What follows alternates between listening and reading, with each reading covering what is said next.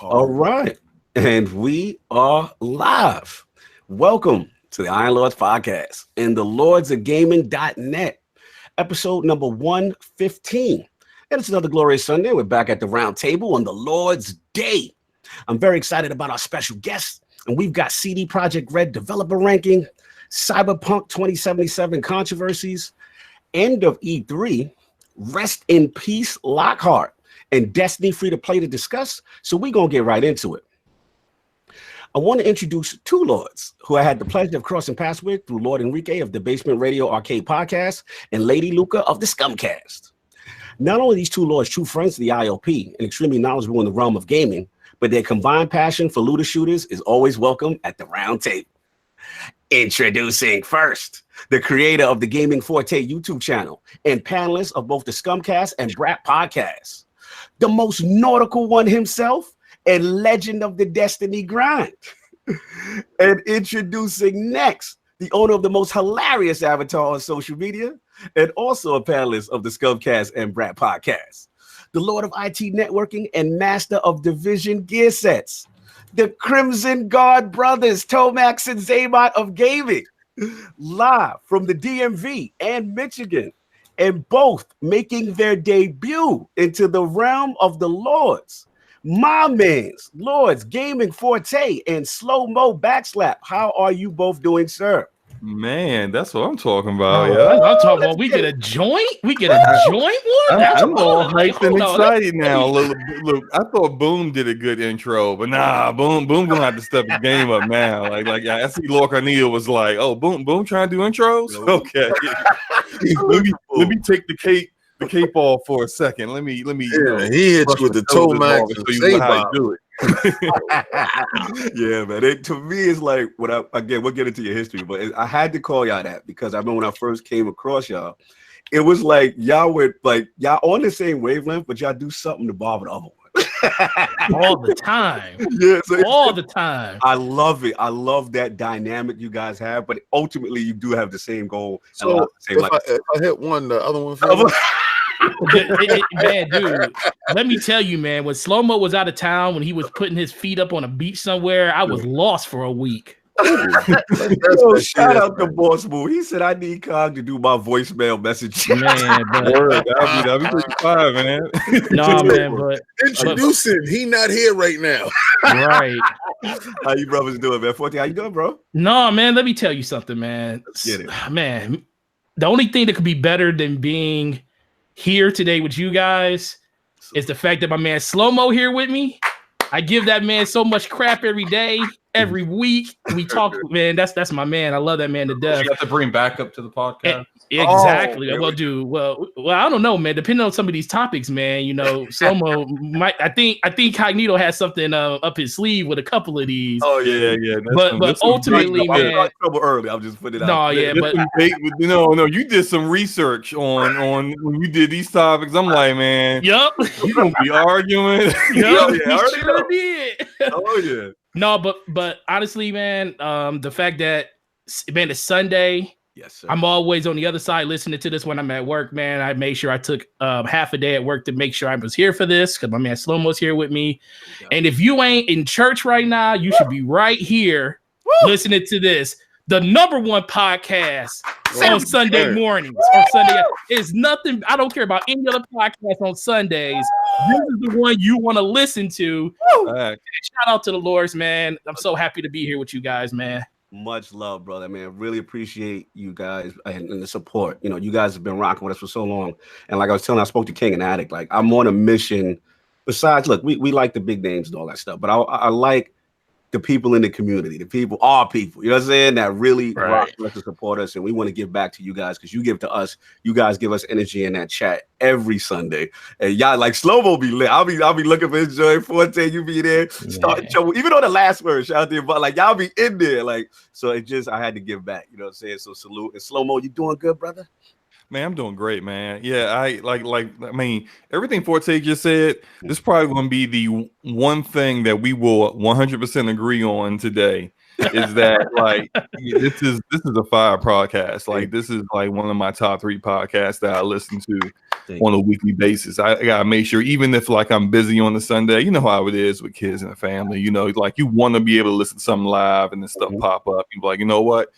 I'm still gonna make sure I get that replay though. Ooh, make sure you get that replay. That's what's up, man. Much love, you already know. So we have the 4 horsemen. We're a horseman down. So salute, Sav. You take care of business with the fam. An arrow to the knee. He took an arrow to the knee. You know what I'm saying? Taking business with the fam. Y'all don't understand. I snatched his kneecaps. Oh my God. He's healing. Of course, he would use that opportunity to snatch it. That's King right. King up here giving people replacement surgeries and shit. He was out here actively frauding. So I did, salute the Lord Denzel himself. You know what I'm saying? He'll be back hopefully next Sunday. We get him in track, but we still got the other horseman of gaming, my co-host with the co-most, my brother from another mother, the difficult game conqueror, and the how of the young wolf. My man with that breathtaking beard, Lord Attic. How you doing, sir? Doing pretty good with my breathtaking beard.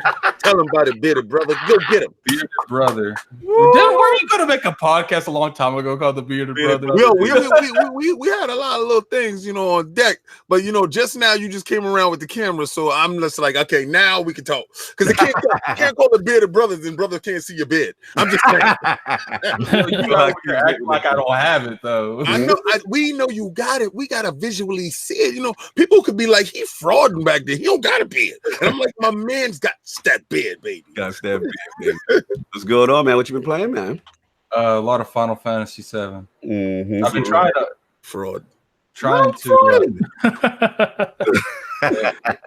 he wants me to play the 2,000th hour of Destiny. You know what it is. I got too much new stuff to be going back digging in the crates. That's why you're playing arcade right beside you. You know what? That's what it is. When I come downstairs, I say, you where you supposed to be, in the basement. Did you just say you were playing Destiny? Is that considered? Yeah, man. I'm sorry, man. It's new stuff. So just Final Fantasy VII, sir? Yeah, just Final Fantasy VII. I have been playing a little bit of that. What you been playing? What's that game called that we were really excited for on the Switch, but I didn't play it on the Switch? My friend Pedro? No, it's like the RPG that. Xenoblade Chronicles? No, it's like, I don't know. I have to look. It's an RPG or it's an RTS? It's an RPG. It's not an RTS. My Switch isn't around here. It's on Game Pass. He said my Switch isn't around here. I'm curious. Battle Chasers, Night War? No, I already beat that for the Xbox so long ago. Yeah, you figure it out. I don't know. But you playing Switch, I'm happy. That's good. Right. No, he can't find his Switch. His Switch got up and left. Oh, there you go. What? This dude out here playing everything else but me. I'm gone. I'm looking right now what it's called. I mean, that's what happens when you decide chick, though. I mean, Johan Zell said Wargroove? Wargroove, there it is. Oh, shout out to Johan Zell. He was on it. He was like, Wargroove, that's what's up. I didn't even give him a whole lot to go on, too. He literally Googled games that are on Game Pass. Exactly right. You want to do the honors? Their game selection is so small. Oh my Lord. Shade. I love how he turned this into a Nintendo Switch disc. Yeah. It wouldn't be right if you didn't. King, would you like to pay the bill, sir? Oh, no, you go ahead. I don't got my glasses. Oh, okay, no problem. Weekly reminder that King O Solve needs the weekly get too far by sabotaging Solve to try and retain them. Salute the Lord. Hit that like and share. Yo, Disney. Shank's still in the building. Ooh, don't make him come out and grab your knees. And of course, we have the Lord. Oh my God, you making me laugh. Of course, we had the incredible Hulkness, aka the Excess Gamer. Ooh, the Lord of Combat Sports, King of the Statues, who demands nothing less than that premium experience. It is the leader of the Fraud Alert movement. Ooh, beloved Lord King. How you doing, sir? I'm doing terrible. Today I came in from work and one of my shelves collapsed. That had Batman and Wonder Woman on it. If y'all can go back and look at those KOSs, those statues, deceased at the moment. That's why Aquaman is still here, because I came and I said, all right, yo, you know what? I'm gonna take Aquaman, put him on the DC shelf and set that up. And when I went in, I saw, well, as I was going inside the room, I saw Wonder Woman helmet like in the middle of the room. Oh no! So I'm like, oh no. In this bitch. I'm like, excuse me. I'm like, yo, they was fighting in there. What the hell? I thought the statues was getting busy. So I look in the corner, and Batman and Wonder Woman is just boom. Oh no! Oh man, that's your collapse like the DCEU. Damn, slow down. Yo, you know what I thought it was? I thought it was the Marvel statues. Was like we had enough of y'all two. They're really outnumbered over there. Nah, but I saw some suede in the shelving. And I was saying, how can I reinforce it and stuff like that during the week? And I should have just removed them. I didn't. So I'm gonna give a whole tutorial on that later. But yeah, that's $900 out the window. Just boom, just like that. Oh, so, sometimes you got to be careful on how you shelving your stuff. So if you see any sway in your shelves, make sure you fix that. There was supposed to be a fight yesterday. And Jamel Charlo was supposed to fight Tony Harrison, which would have been a great combat talk, but Tony Harrison injured his foot. Question. Question mark. Okay. You have Jamel Charlo fighting today. Some last minute subbing. Last minute subbings, guys, are very scary because you didn't have a chance to prepare for these individuals. So like beat what's his face? Oh yeah, Ruiz. So yeah, I don't expect anything like that because Ruiz was he was a top contender. No doubt. The guy that he's fighting is some hamburger helper stuff. Oh my god, we comparing people to hamburger helper now. Well, you know what you I like this. I prove.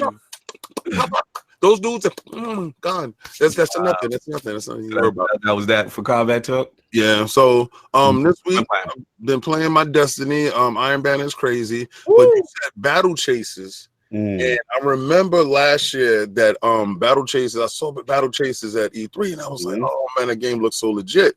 So I'm in Game Pass. Lo and behold, look what Phil done did for me. What he did for me? What he did? He gave me battle chases for free. You know what? If you would have hit me up because I know the devs, I could have did something for you. No, I don't want your folk days. I don't want none of the finesse. You know what I'm saying? I want that Game Pass love. When Game Pass embrace you, it's something crazy. Like you walk in Game Pass, you be like, "Oh, you here too? How you doing?"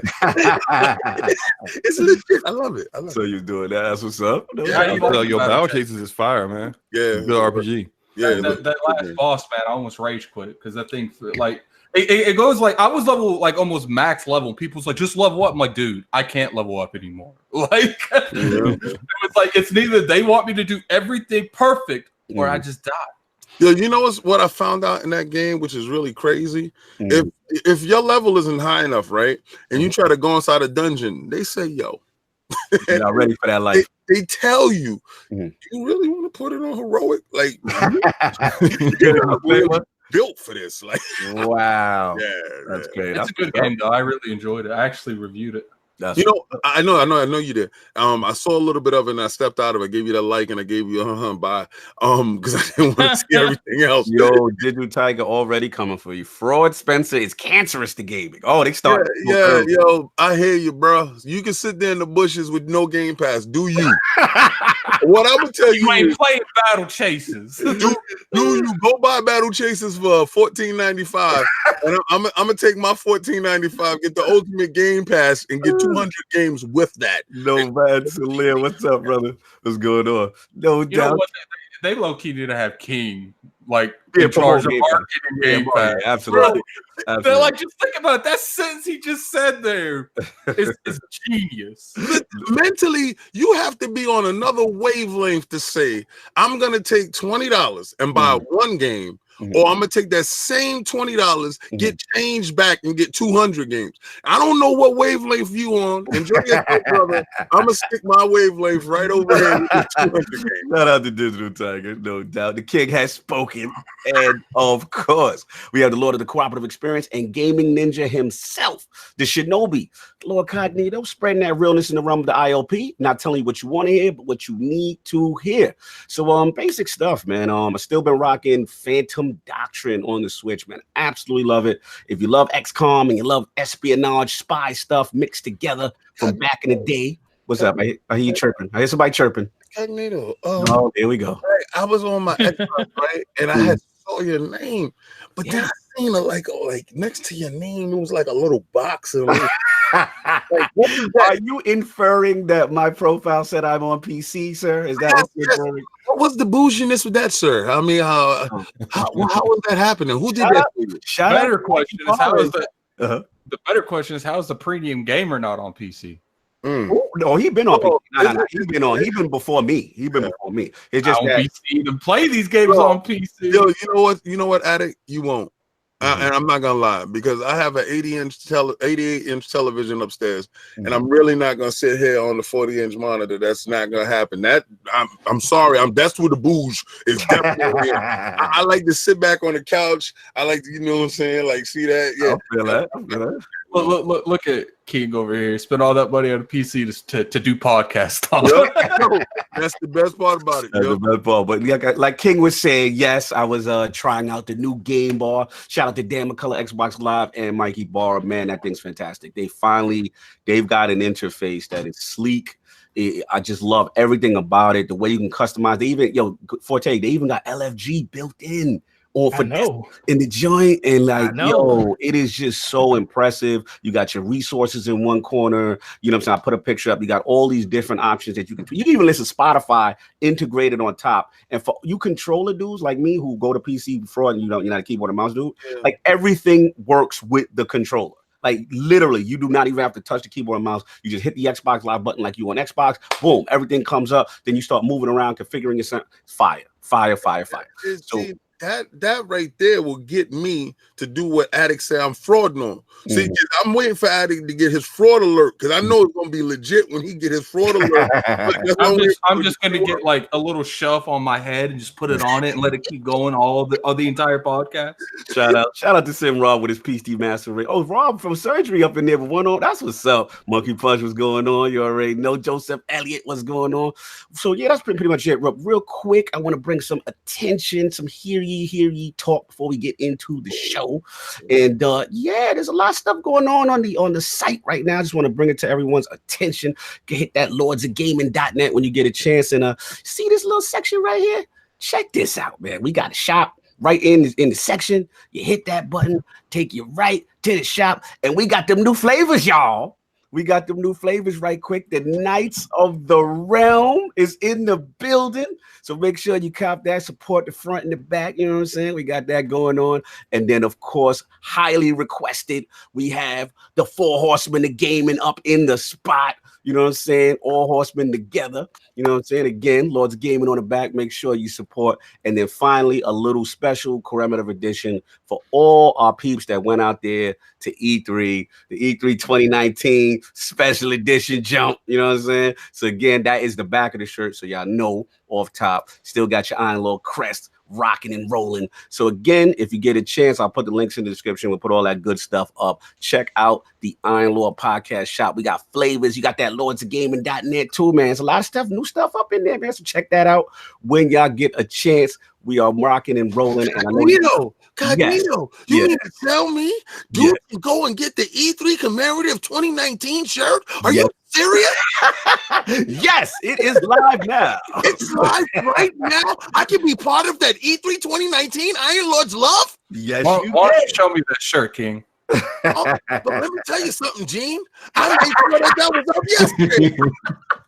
So there you got it. Everybody hit the store up when you get a chance. Just some new flavors that have been highly requested because I know a lot of people wanted all the lords together. So we got them all together, the horsemen and all that. Citizen said, I hope they make sure they spell my name right. He's shooting a shot. Yeah, anyway. We're going to name you the one-armed man. Shut up.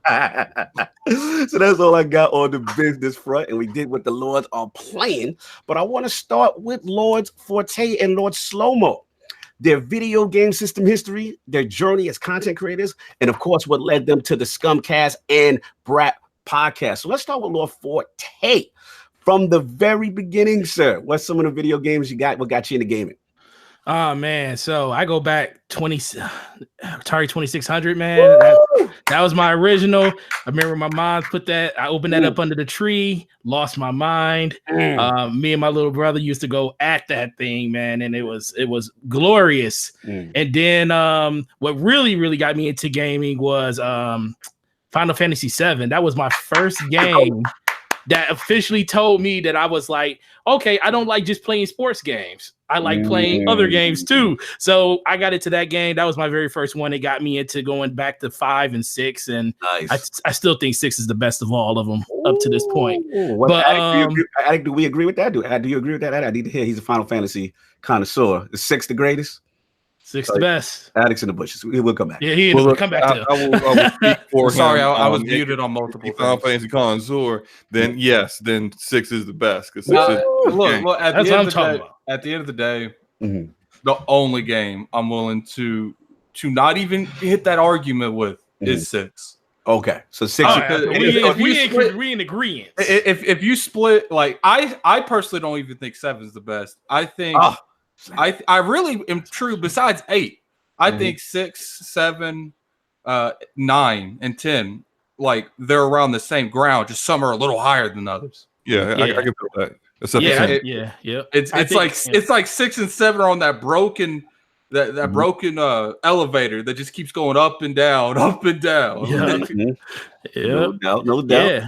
So 7 was just more of a mainstream thing for me. 6 was like that breathtaking experience, and I was like, wow, nice. It's because of the main antagonist. Dude was exactly. crazy. Yep.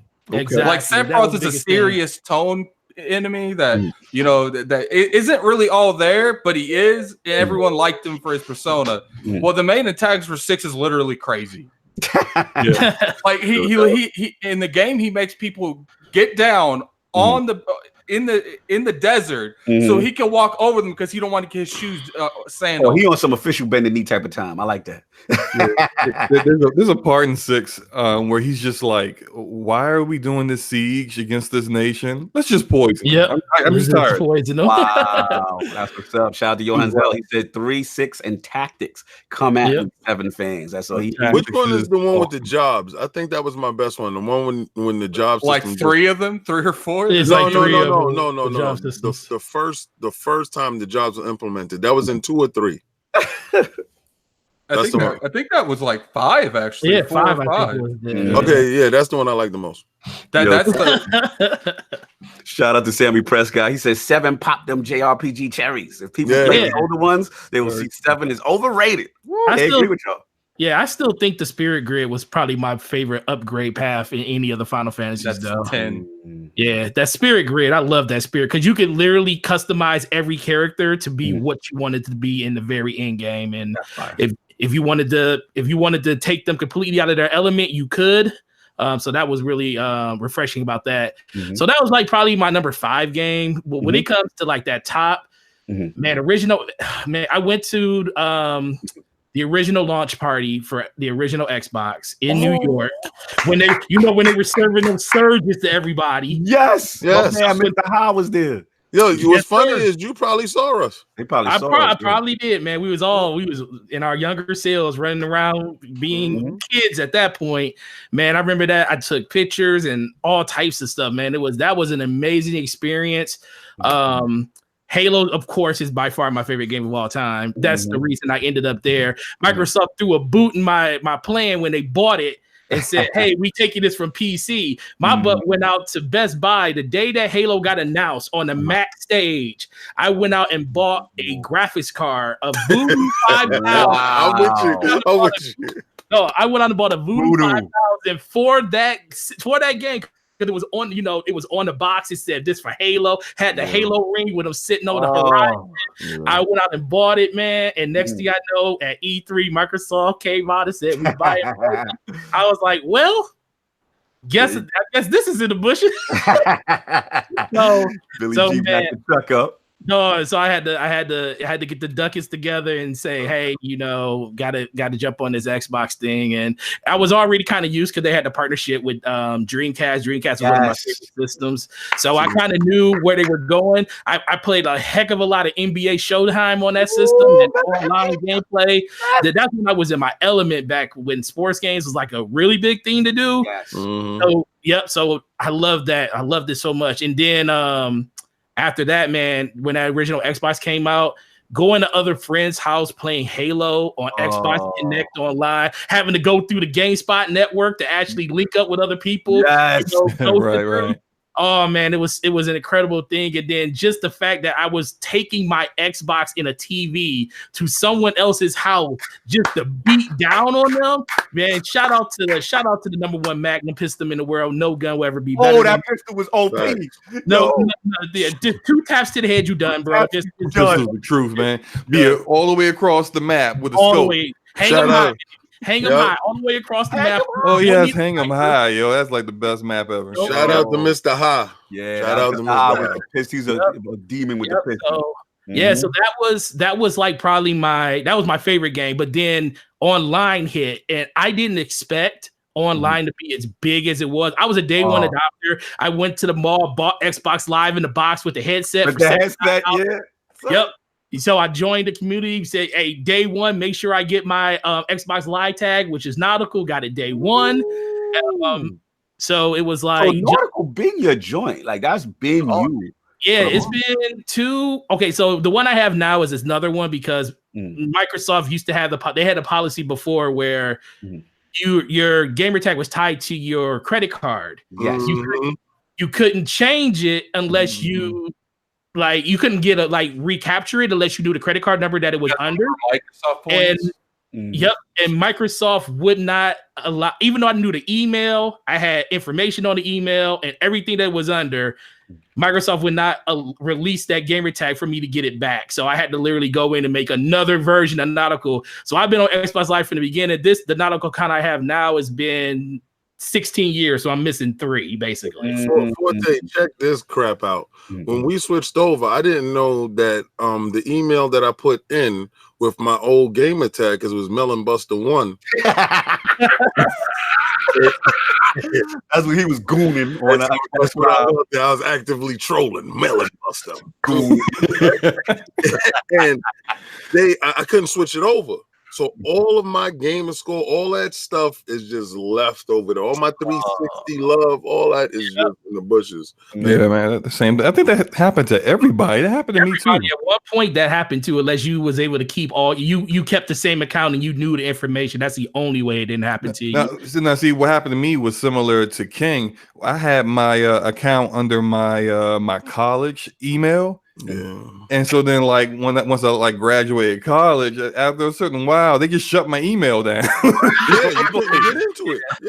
Yeah, I couldn't get into it. And I was like, they was like, oh no, your username is tied to their gamer tag is tied to that. I'm like, all right, well, I guess all those that gamer score points and all that stuff is gone. I had to start all over. And I got to give a fraud alert to myself because all that crap I was talking about PlayStation. When they was like, yo, you couldn't switch your joint over.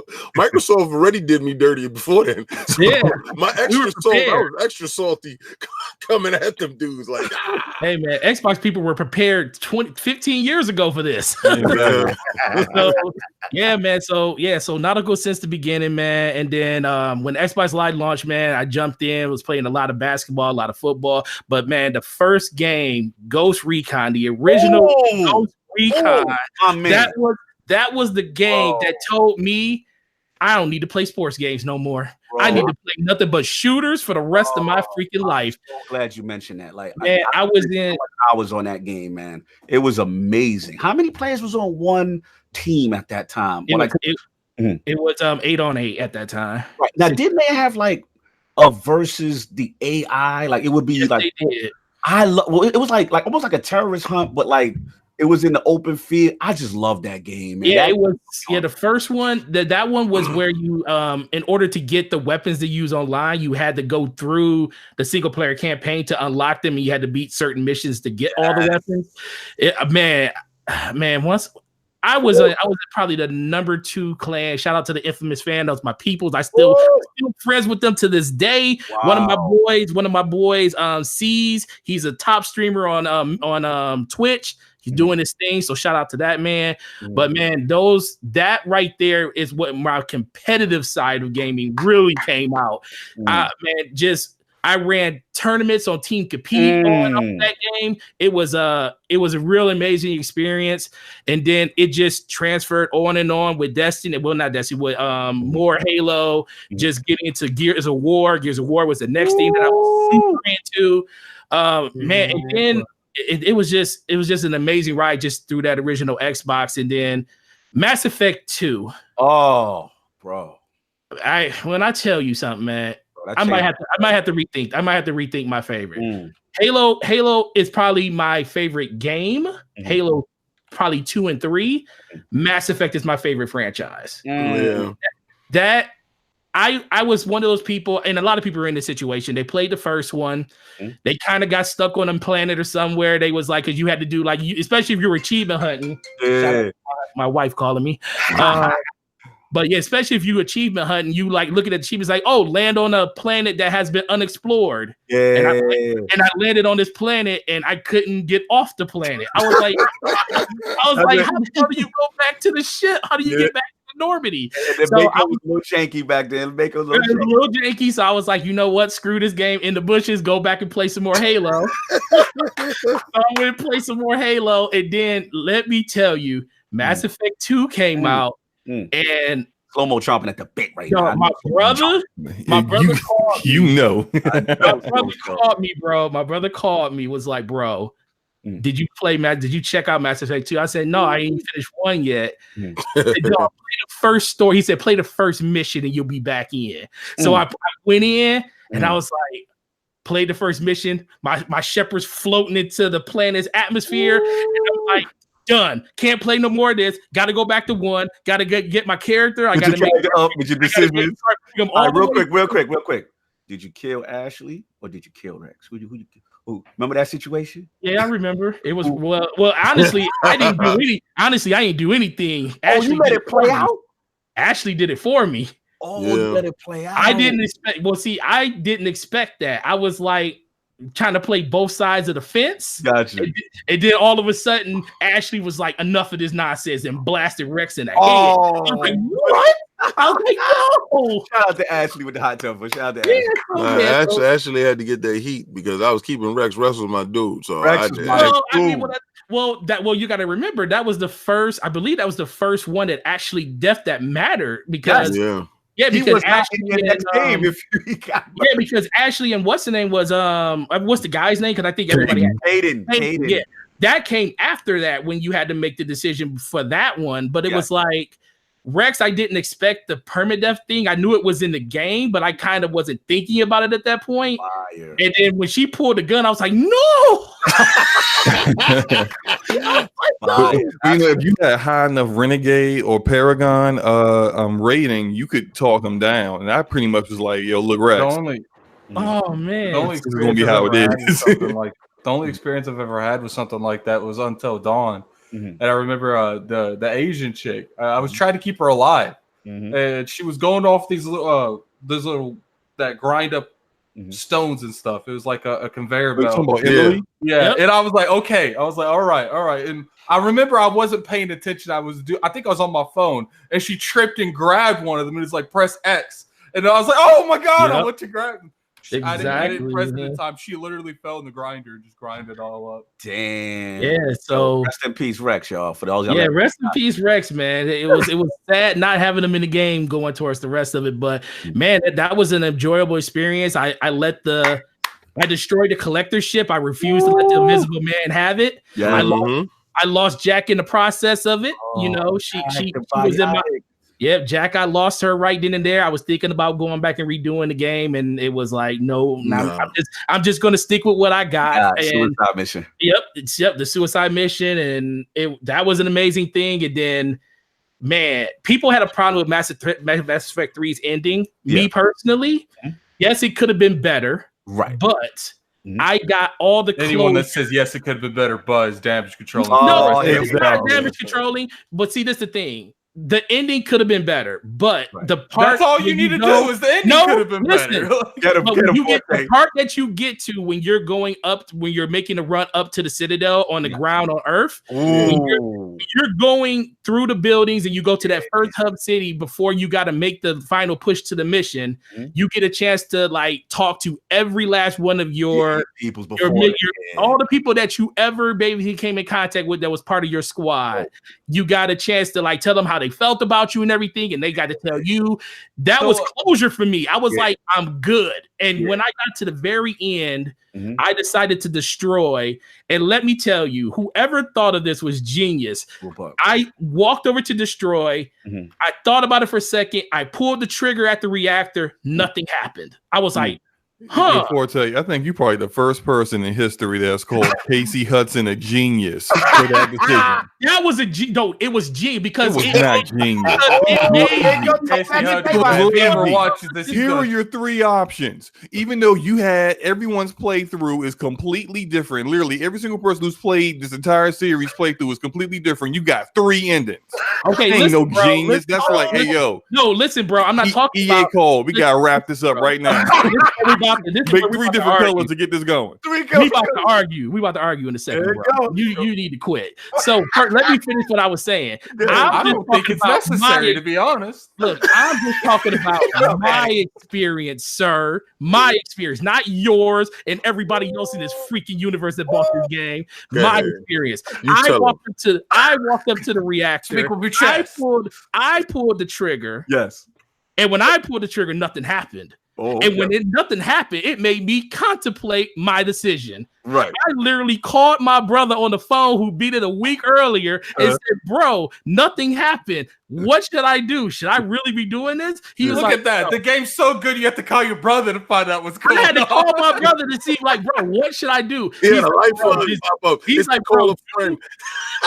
bro, do what you need to do. I said, all right. What kind of advice is that? I hung up the phone from him and I sat there for a second. I pulled the trigger again. Nothing happened. I was like, what the freak is going on? And then you and your brother in the bushes. Keep going.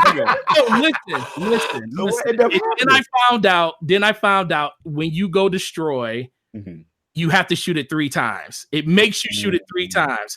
So the second time I shot it, nothing happened. It made me literally think. I put the controller down and walked away from the game for 30 minutes. Before I decided I felt like you're doing like a journey, like religious and stuff happens, man. Journey, bro. It was a journey and a half. He journeyed in the shadow realm for 2 years before he found out he had it 3 times. Shout out to you for making sure that you wanted to get it done. After the first 2 times, you was like, you know what, I really want to destroy everything. You mean to tell me that you talked to your brother and he didn't tell you got to press it 3 times? He did not tell me, bro. I think this is a fraud alert. You have to use that fraud alert there. I don't think it's a fraud alert situation because after the first time, if it didn't go right, some normal dudes would have been like, you know what, that's it.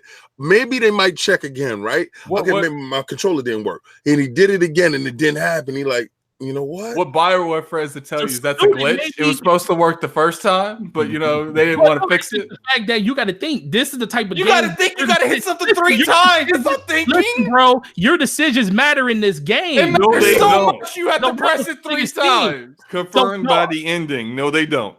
Listen, bro. All I know is I sat for 30 minutes on it, and I came back in and I shot it, and then it went off, and I was like, "Oh, okay." And then, Doug. So, like I said, Indy could have. After you shot it, did you go, "What have I done"? No, I didn't do that. Okay. I was pretty much a prisoner. I was a prisoner of my convictions at that point. I had to just live with it. Well, he dedicated an hour of his life to figuring this out. He better be okay with this. I did, man. It was dedicated more time to figuring it out than Bioware dedicated to making the ending. So yeah, man. So that was it for that, and then probably the 5th game. Any order it's in, I contemplate every time you guys talk about people's top 5s and stuff. I always say, I'm not gonna put Destiny in my top 5. Of course. I can't put Destiny in my top 5.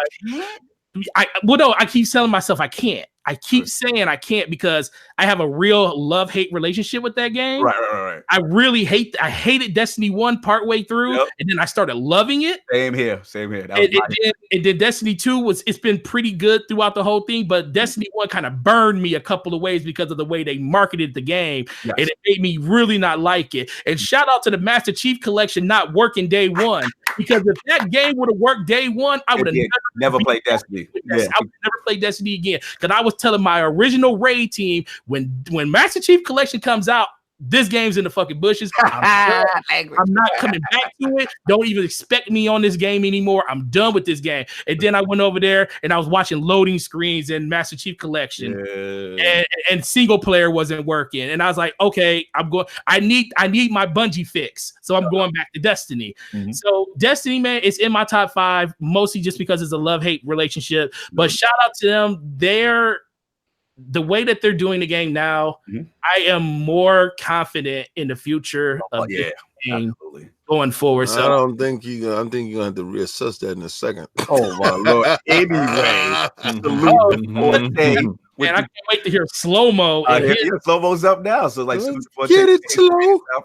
So it's Lord Slomo. The very, very intense history. I know a lot of it, but I want to see if I get any more gems from you. What was some of the first video game systems you had? What got you in the game?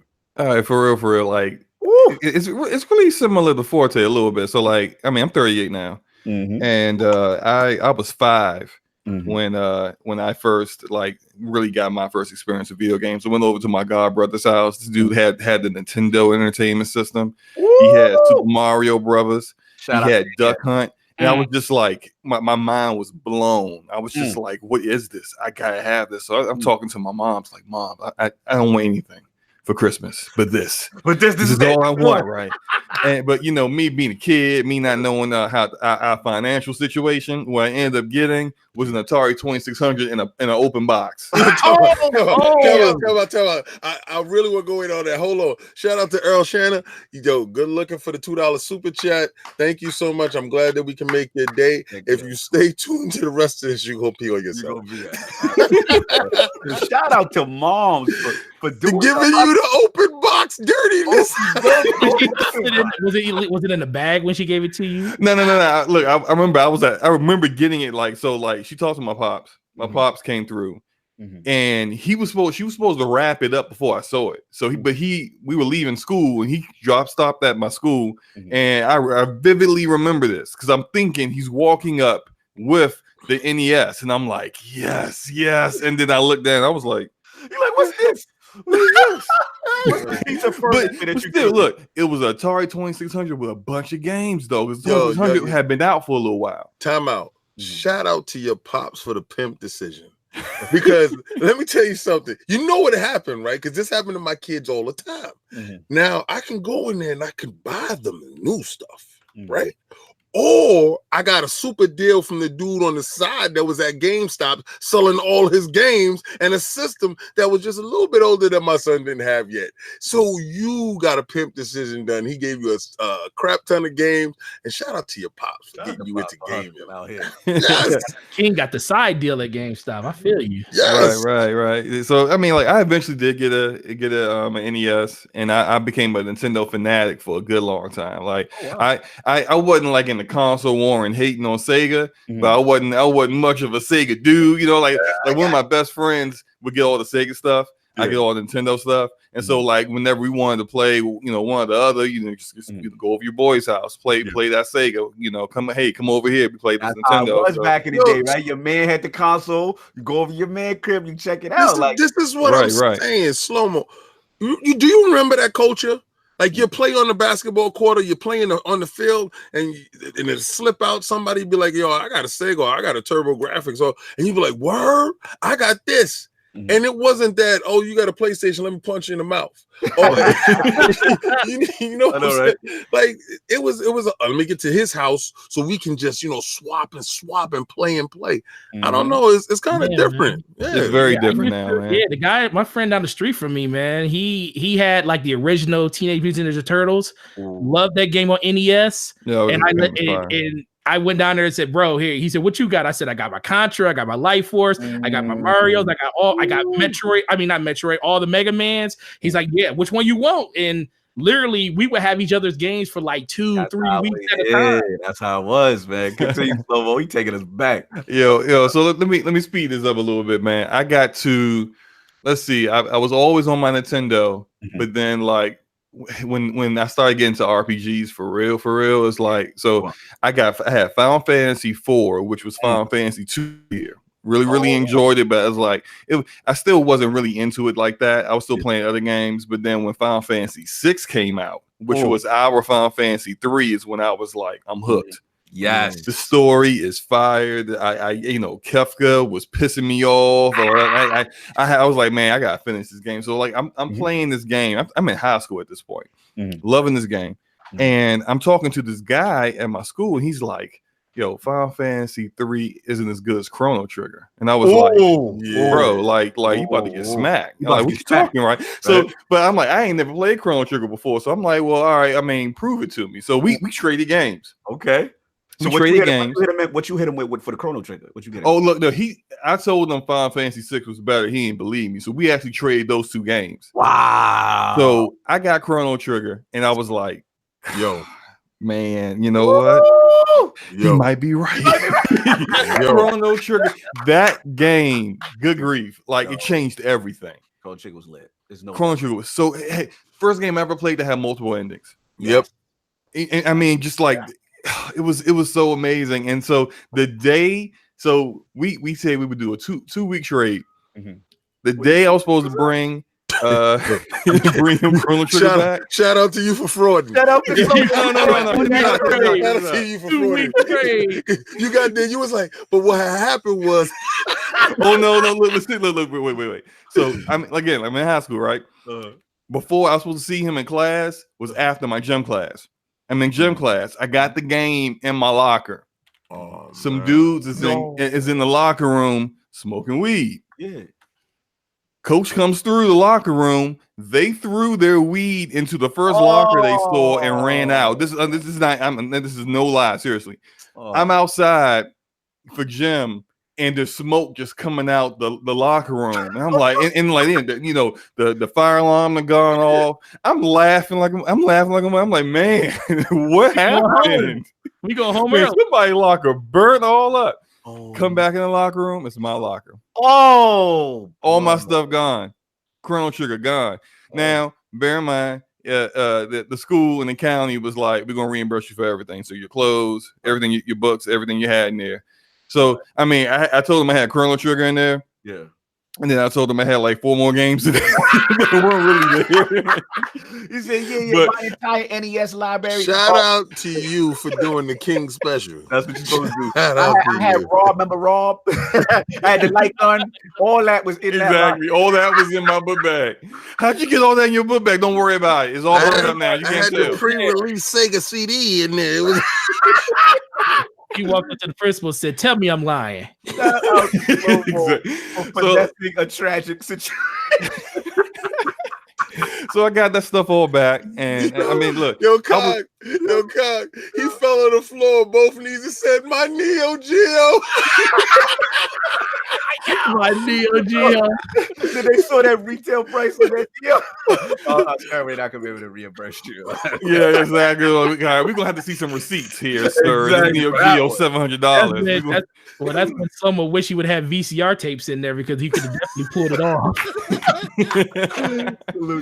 Continue slow, my man. So I was big on Nintendo until they tried to pull a boss move and stick with cartridges on N64. Yeah. Now look, I still had N64, but when Final Fantasy went over to Sony, is where I went over to Sony. I was like, all right, that's it. I mean, I'm cool with you guys, and they still had the best wrestling games. THQ held it down on the N64, and that's pretty much primarily where I played that, and Smash Bros is what I played with my friends. But when I was like, for my own single player experiences, Sony was where it's at. Final Fantasy 7, that trash Chrono Cross, Chrono Trigger wannabe game. I played through that. I played through everything. I mean, Metal Gear Solid, all that great stuff, man. So like, I really got into that. But then when the Xbox came out, man, when Halo came, man, look, like when Forte was talking about how you would have these big LAN parties. And you get Halo, and then you just get that, like, we'll get a Switch, and just be get a network. Look, you get a Netflix switch, you get that joint, you get your more TVs. More TVs. You already know what it is. So everybody became network engineers when that joint. Exactly. Like everybody got like, well, this is what you gotta do, man. We gotta get this all hooked up, you know. Trying to get your power management all leveled out so you don't cause a fire and whatnot, man. Oh man, I loved it. I loved it. And that was the level of word of mouth when you found out that you can net link your systems together, because they didn't really explain it to you. Nope. But people found out. They found out, and that's when the community let me tell you what you could do with Halo. What? Yeah. You can link that up like that. This is what you need. And when you financially figured that, because I know Microsoft knew, but they was like, financially, you can't be telling these dudes to do this. Like, true. Purchasing TVs financially. And like financially, we can't be liable for what's gonna happen here. And when we did this, because on the weekend, Channel 5, that's our base, that's our foundation. 16 dudes. Yes. I cannot stress this any. Yes. And the reason why it's so amazing to me to this day is because shout out to my auntie for dealing with a house full of 16 teenagers. Playing all of the level of, I couldn't do it. I couldn't. My kids will. You're gonna hate me because it's not gonna happen. Shout out to the queen, Mama Cognito. Yes, allowing that to go down. We linked those up and we played. And these experiences, when you say it, I'm like, wow. You hear other people doing the exact same thing. Like when Slow-Mo's talking, I'm like, yo, this is crazy. You know what I'm saying? Shout out to Sin, because it just shows that it was the same mindset for everyone, and wherever you lived at, people were doing the same thing. It's crazy. Yeah. You know what? I'm excuse me, King. I'll tell you why she did it. I'll tell you the same reason why she did it, the same reason why my boy's mom did it, why my parents was cool with it. They were happy to have 16 young men, and for us, young black men, in the house, not out in the streets. Literally, that was my argument, Slow, because I told her, I said, you don't like when I'm outside, you don't like when we run in the streets. I said, you know where I'm at. We're just here playing games, and that's how we got it to finesse it and work out in the crib, yo. Exactly, man. I remember the only time I can ever recall this is me and all my friends playing Halo all night long, and then realizing, like, man, the sun just came up. Yo, do you know I lost many relationships because of that? Like they literally would not believe that we were playing games from 7 to 7. Yeah. It was like, there's no way. There's got to be some broads over there. Y'all lying. Yo, and I said, in your head, what do you think? They walking around in negligee serving us drinks? Like, what's going on in your head? We playing Halo, baby. Yes. Wall used to come in the room too and check. But she's doing a little peek, like what she they really playing. Yep, 7 to 7. They got to be to work at 9 a.m. That's what it was. Slow, tremendous history, brother. Wow. Yeah, man. Are we doing the top 5? A top 5 game? Yeah, you get your top 5. Got you. All right. So honorable mention will be due to that Halo Combat Evolved. That's my honorable mention. Because all the time I put into it, man, it's got to be.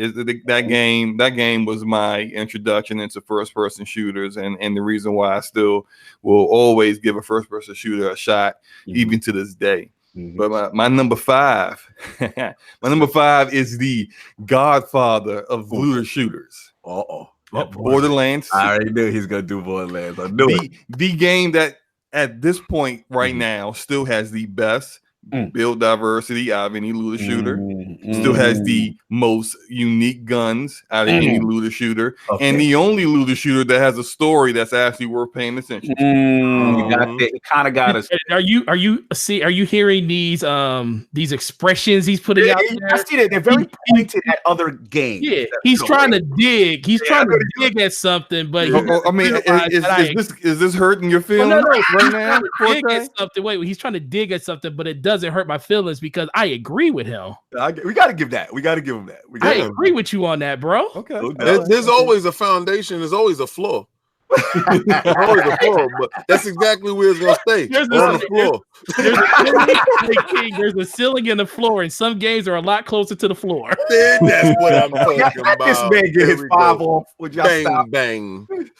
All right, so number four is Final Fantasy 6. We talked about it already, but yeah, like that great story. I love how I remember playing the game and then thinking I was at the end. When you flew on the Sid airship to the island in the sky, and you're thinking like, all right, I'm about to take this dude down. Then next thing you know, like there's a whole nother half of the game left.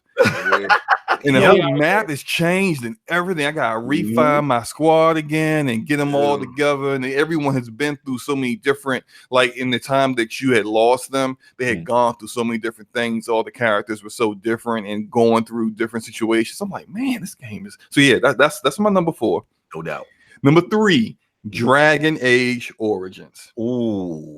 Dragon Age Origins. I know a lot of people don't rock with Dragon Age. You're the first person on ILP to ever mention it and put it in the top 5. Salute. Continue. Dragon Age Origins, Dragon Age Origins has an antagonist where you defeat your antagonist through a debate.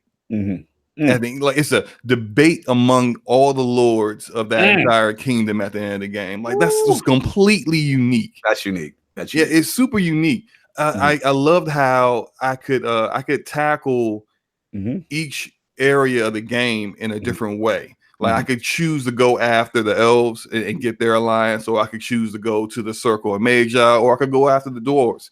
But depending on which one you chose could really determine like how difficult the game was going to be or not. Because I mean, each area had its own strengths and weaknesses, and some of those enemies were a lot harder to kill than others. The characters were awesome, and I think probably one of the better writers that BioWare had, David Gator, wrote the entire lore for that story. David Gator also wrote Baldur's Gate and a lot of other stuff that they did.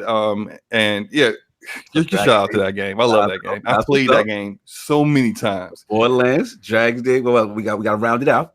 Okay, so we got Borderlands 2, Final Fantasy 6, Dragon Age Origins. Number two is Mass Effect 2.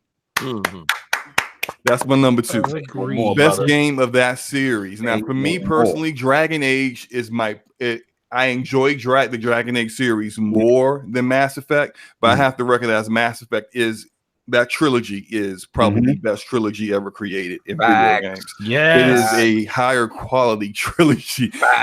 Unlike Forte, I didn't stop playing Mass Effect 1. I played through 1, and then I was like, man, you know what? Let me play through it again as a renegade, just all renegade options. I'm just gonna be the evilest bastard I can be. Then I was like, you know what?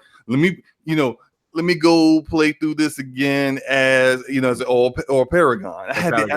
Every time a Mass Effect game came out, I had to do 3 playthroughs. I made sure I kept my game saves. But Mass Effect 2, that suicide mission, good grief. But one of the best in games. You felt it when you the tension. The tension that you had, like you had to make the right decision. It wasn't just that you had to make the right decision with the right member for the right job. It's that you had to have their 100% complete loyalty. And if you didn't have that, they would distrust you in that situation, and they could fail. Or even in some situations, if the person fails, someone else dies. As a result, and you had to have your ship fully prepared. Exactly. If your ship wasn't fully prepared, you would lose people just getting to the actual. It was great. That game is fire. Gaming. Yeah, all those characters. And so to my number one is Chrono Trigger. Wow. So that is my number one. When we talked about it earlier, Chrono Trigger. But like I said, first game I ever played that had multiple endings.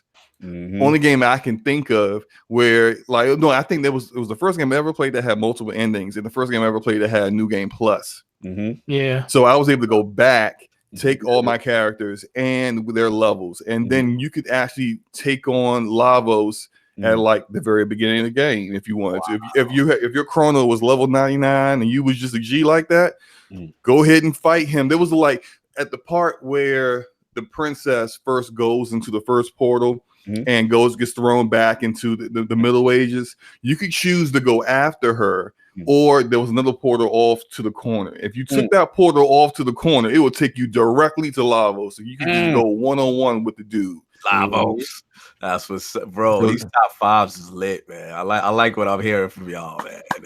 I gotta say, man, this is some true gamer top fives in here, man. Lords are impressed. Yes, sir. I do what I do. I do what I do. No doubt, man. The tremendous histories. We got a lot of show. We got to move on. We got a lot of show to get into, but we're gonna hit these topics, man. And I'm gonna set this off. The first one off the back. It's actually a CD Projekt Red. There's a lot going on with them.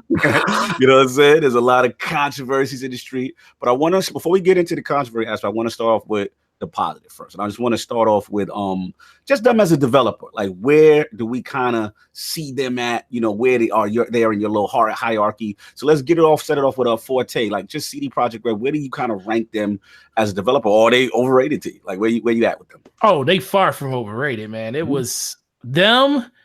Like when I played the very first Witcher, I knew it was something special. It was a little broken and janky in a lot of places, but it was a very enjoyable game. The second one, when it came to Xbox, I was like, oh, this is way better. This is a way better experience. And then I also played it on PC too, so that was really cool.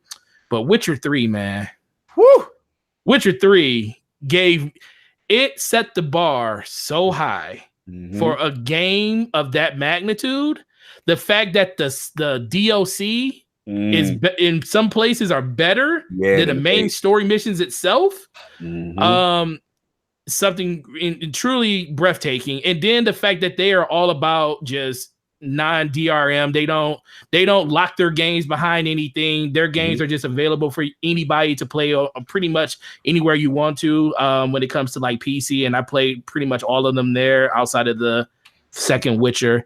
I think they are not overrated. Once I heard that they were beefing up their team to make it a lot bigger because they had a really ambitious thing they wanted to do with Cyberpunk 2077. I was like, fine. Most times when you hear people building their team still, it's like, man, how long is this game going to be? Because they announced it in 2013 the first time, and I was like, man, it's already been 6 years since then. But when they said it, I was like, no, I don't care. I'll wait because I know it's going to be fantastic when it comes out.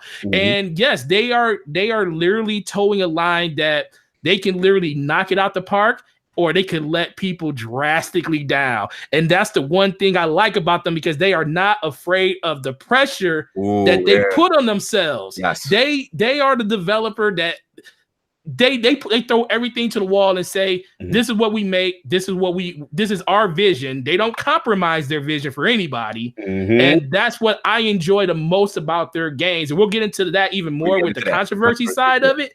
But dude, I love them. They're probably not my favorite developer, but when it comes to them being an independent studio, they are by far one of the best out there, and I salute them for everything they do in this. Who needs a marketing team when you got fanboys like you? Oh man, they don't need look, man. They don't need to market their games. Listen, bro, they don't need to market those games. They announce more people, and I'm just like, when's the game coming out? Oh my god! Nah, man, the game. Hey, shout out to you, man. If you want them to rush that, game out and cap it at the knees, more power to you. I'll wait to 2022 for that game if it had to come out that long. No doubt, Lord Slomo. Where do you have CD Projekt Red ranked? I think they're definitely top 5, but they're not my best developer because I think their actual combat in their games has been lacking, and that's something that they need to. That's the second time I heard combat. That's the second time I heard they're not my best developer. But go ahead. I know the way Gaming was talking. What was his best developer? Hey, bro, if that's not your best, God bless the best, baby.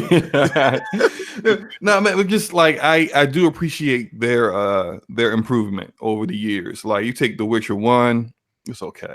But The Witcher 2 was story-wise amazing, but to me, I couldn't finish the game because the combat just the combat was so, to me, broken and convoluted. I just couldn't finish through it, but I really enjoyed all the details in the story and just really all the different characters I was meeting up until I finally quit it. But I got rid of it. Yeah.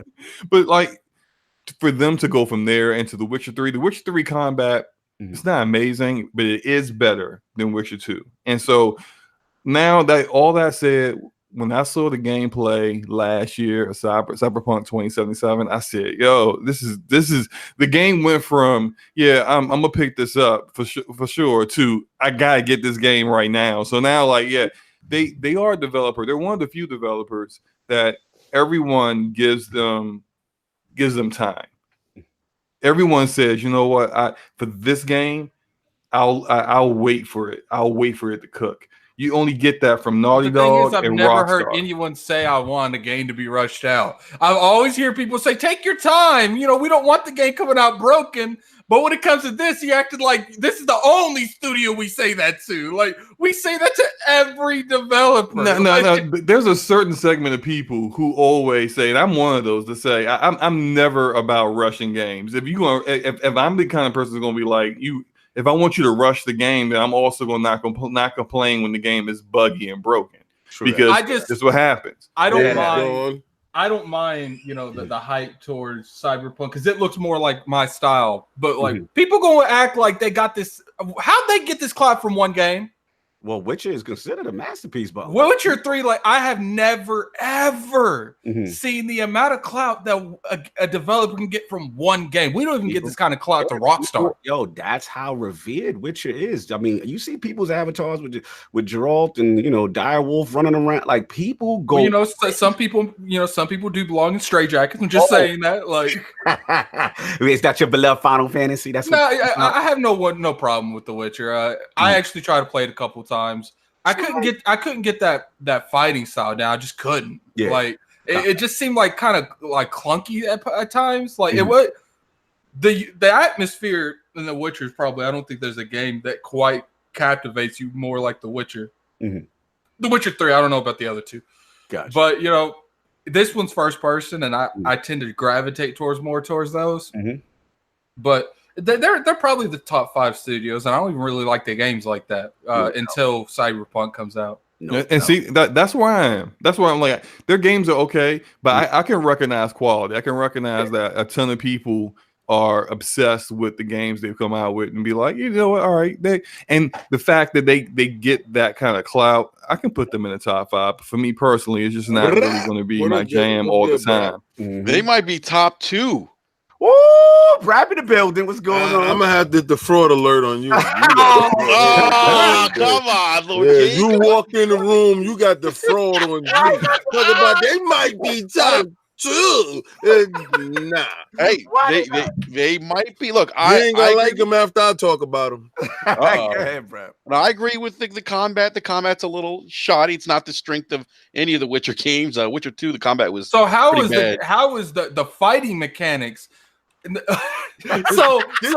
fighting mechanics, the thing you do the whole game, that's kind of shoddy, but they're the top 2 of the developers I've ever used. But the combat is probably 67. But they like the ambiance of the game, though. No, it's the sum of all parts that works so well together, and the fact that. Look, let me tell you something. The brilliance of The Witcher 3 is that even the side missions don't seem like tedious side missions. They make sense. You know what I mean? Like if you play the Bloody Baron, the Bloody Baron is what. It's one hell of a story, but it is. I mean, it is. Fighting sucks. But the fighting's also. If you read the books too, the fighting his fighting style, Geralt's fighting style is based on like fencing. Oh, they tell you that in the books that the fighting sucks. Well, so they started the damage control for the game. They say, put it in the books that the fighting combat style is broken. So these guys have superior low expectations, but the ambiance. They was like, we don't want to hire an actual person because I don't think they actually had anyone that was specialized in combat design working for the they've already confirmed that they finally went and got someone. The greatest developer in the world didn't think it was a good idea to hire someone that actually does that stuff. Look, what they did with The Witcher 3 was, to me, it's still game of the generation. I put it up there, bro. I put it up there, man. I said, my bad. I'll put it up there. Enrique. I'll put it up there with Persona 5 too. Oh, bro. That's game of the generation, but the combat isn't good. Yeah, that's high. Because you can't just judge one part of the game. It's a sum of all parts. You can judge Red Dead got game of the generation. Let me tell you something. Be at least good at everything. Slow-mo. The thing is, though, basement level, it has to be at least good at everything. Slow-mo. Here's the thing, man. Oh, no, I can't say that because that's we're at the Lord's table, and I was going to say something that's inappropriate. Kind of relate to this an combat and how other things can make up for the lack of. Nothing can make up for the lack of it. So listen. You know what the fact is? The fact is, you like the crafting, and it's okay. No, with the storytelling and the world, how immersive the world is, and the characters, and how unique each character is. I'm sorry, like if it's something small, like something nitpicky that you don't like, that's one thing. But if it's the combat, the core of the game, and that's not the greatest, it goes down a letter automatically. You rap. What's that? Continue on your fraud. Oh no, I mean, look, guys. I mean, look. If there's a weak point in the game, yes, I would say I would agree with you. It's the combat, but I think the rest of the game, for me at least, like it wasn't an experience where I was like, God, I can't stand the combat. Like, yeah, the combat wasn't a strong part of the game, but the rest of the game, the exploration, the character development, the story, the way the game just kind of sucked you into that world. You know what, I was able to overlook that one weakness. I mean, it wasn't game breaking for me. And it's not game breaking. I feel like CD Projekt Red's got like these concentration camps for these people. Oh, here you go. Hold on, Orphan coming back at you with your. He said Lord Addict didn't finish, so you have no opinion in the bush. Right. And I'll be the first one. Addict, did you finish the game? Did you finish it? I didn't like the combat. No, but did you finish the game though? It doesn't matter. No. It does matter. You gonna tell me if I like a game or not? It does matter. It absolutely does matter. Do you finish 80% of the games you talk shit about? I don't talk shit about games I don't finish. Language, guys. Wait, hold on. I just want to know, Addict. Did you play Massive? You played the Mass Effect trilogy, right? Nope. I played the first two. I didn't play the third one. So you played the first one, and the first one, that combat was awful. Yes. Awful. Still a good game. It was still a good game, but it was awful. Okay. Nobody's yelling out that it's the game of the generation. Hold on, no. When was Mass Effect made? Back in the day. No, that don't matter. That don't matter. When was Mass Effect made? How does that matter? What year was Mass Effect made? 07? What year was The Witcher 3 made? No, see, that's not Witcher. No. How did that not matter? Because it was literally made on last gen. Had you completed the game and you played the second game? I literally did you play the second game? Did you play that combat in that first? You play the second game, you will see that the combat system for the third game, from the second to third, is so much improved in the third game. The combat system in the second game had issues. That hitbox detection was off. I mean, it was terrible. It was bad. I'm gonna say this, Enrique. Good. And to Addict's defense, if something irritates you in a game and it's broken, and this is the crux of the game, is an action fighting adventure game, RPG/RPG. If that aspect of the game is broken, because it's broken, I've died plenty of times because of the stupid fighting mechanic. the lock on that didn't lock on. That made me just say, I'm gonna have to push this in the bushes. I mean, this is the debate that comes up sometimes with Red Dead, right? A lot of people. Shout out to Dizzy. They in a completely different section of the concentration camp. He said, "Here we go. Here's the $2 for Addict Snickers fund." I don't think Addict needs a snicker because I think what he's saying is completely accurate. If you want to ask, okay, let's take Fallout 4. I don't like that game. I think Fallout 4 has a lot of flaws. It's not a good Fallout game. It's a good first-person shooter game. Okay. But at the end of the day, Fallout 4 was lackluster on a lot of features that's been in Fallout. But guess what was good at the end of the day? The battle system, the mechanics of the game when it comes to fighting people. Guess what? It wasn't good. The Witcher 3's fighting system. That's why I dropped one and played the other. Nah, listen, it's not for everybody, but we're gonna. It's not for everyone. Yeah. But Lord King, I know you had a lot to say. All right. So, all right. First of all, they're not the developer of the generation. The game is not. We're not gonna sit here. We're not gonna do that. You're not gonna run with the hyperbole of the Witcher 3.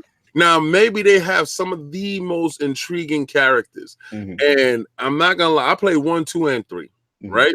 I finished 1. I finished 2. I didn't finish 3. The reason why I didn't finish 3, and this is, I'm gonna give them kudos for all your DLC is free.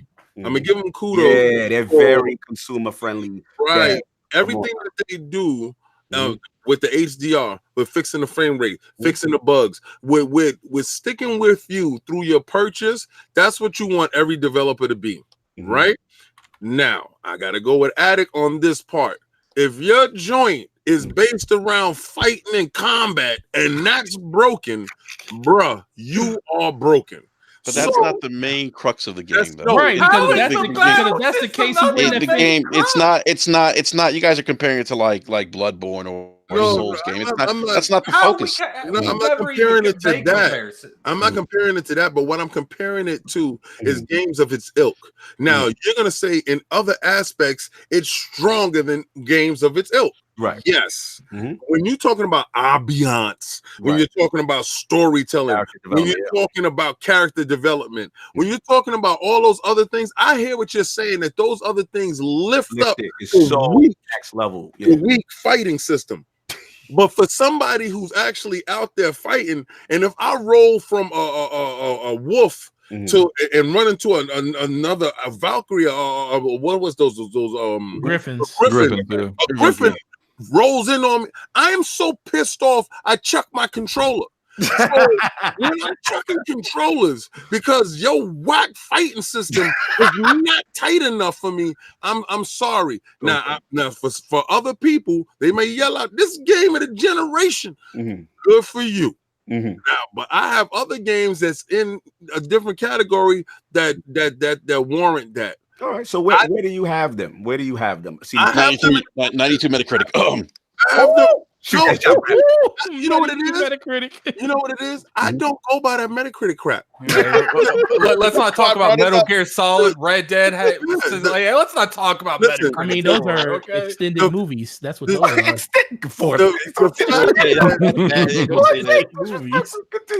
I love when people like use a Metacritic score when it's convenient. Right. That's like bringing up numbers and system cells. When you decide to say, "Oh, because other people like it," I like it too. I had a Turbo Graphics, sir. Nobody liked my Turbo Graphics but me, and I love Turbo Graphics. Right, but it was me and you in the bushes together. Together because dudes at the Nintendo and look at these weirdos. Yes, dudes at the Sega was like, "Yo, these weirdos is bugging. That Keith Courage is in the garbage." And we sitting there playing Keith Courage in our mind, playing Bravo Man and stuff like that. Fox Adventure. Yeah, I don't ever look to somebody else to tell me what a good game is. Facts. Right. So that part that what I'm explaining about this developer, they're nice. And maybe this game that's coming up, the Cyberpunk coming up, maybe this game is their pinnacle. My problem is this.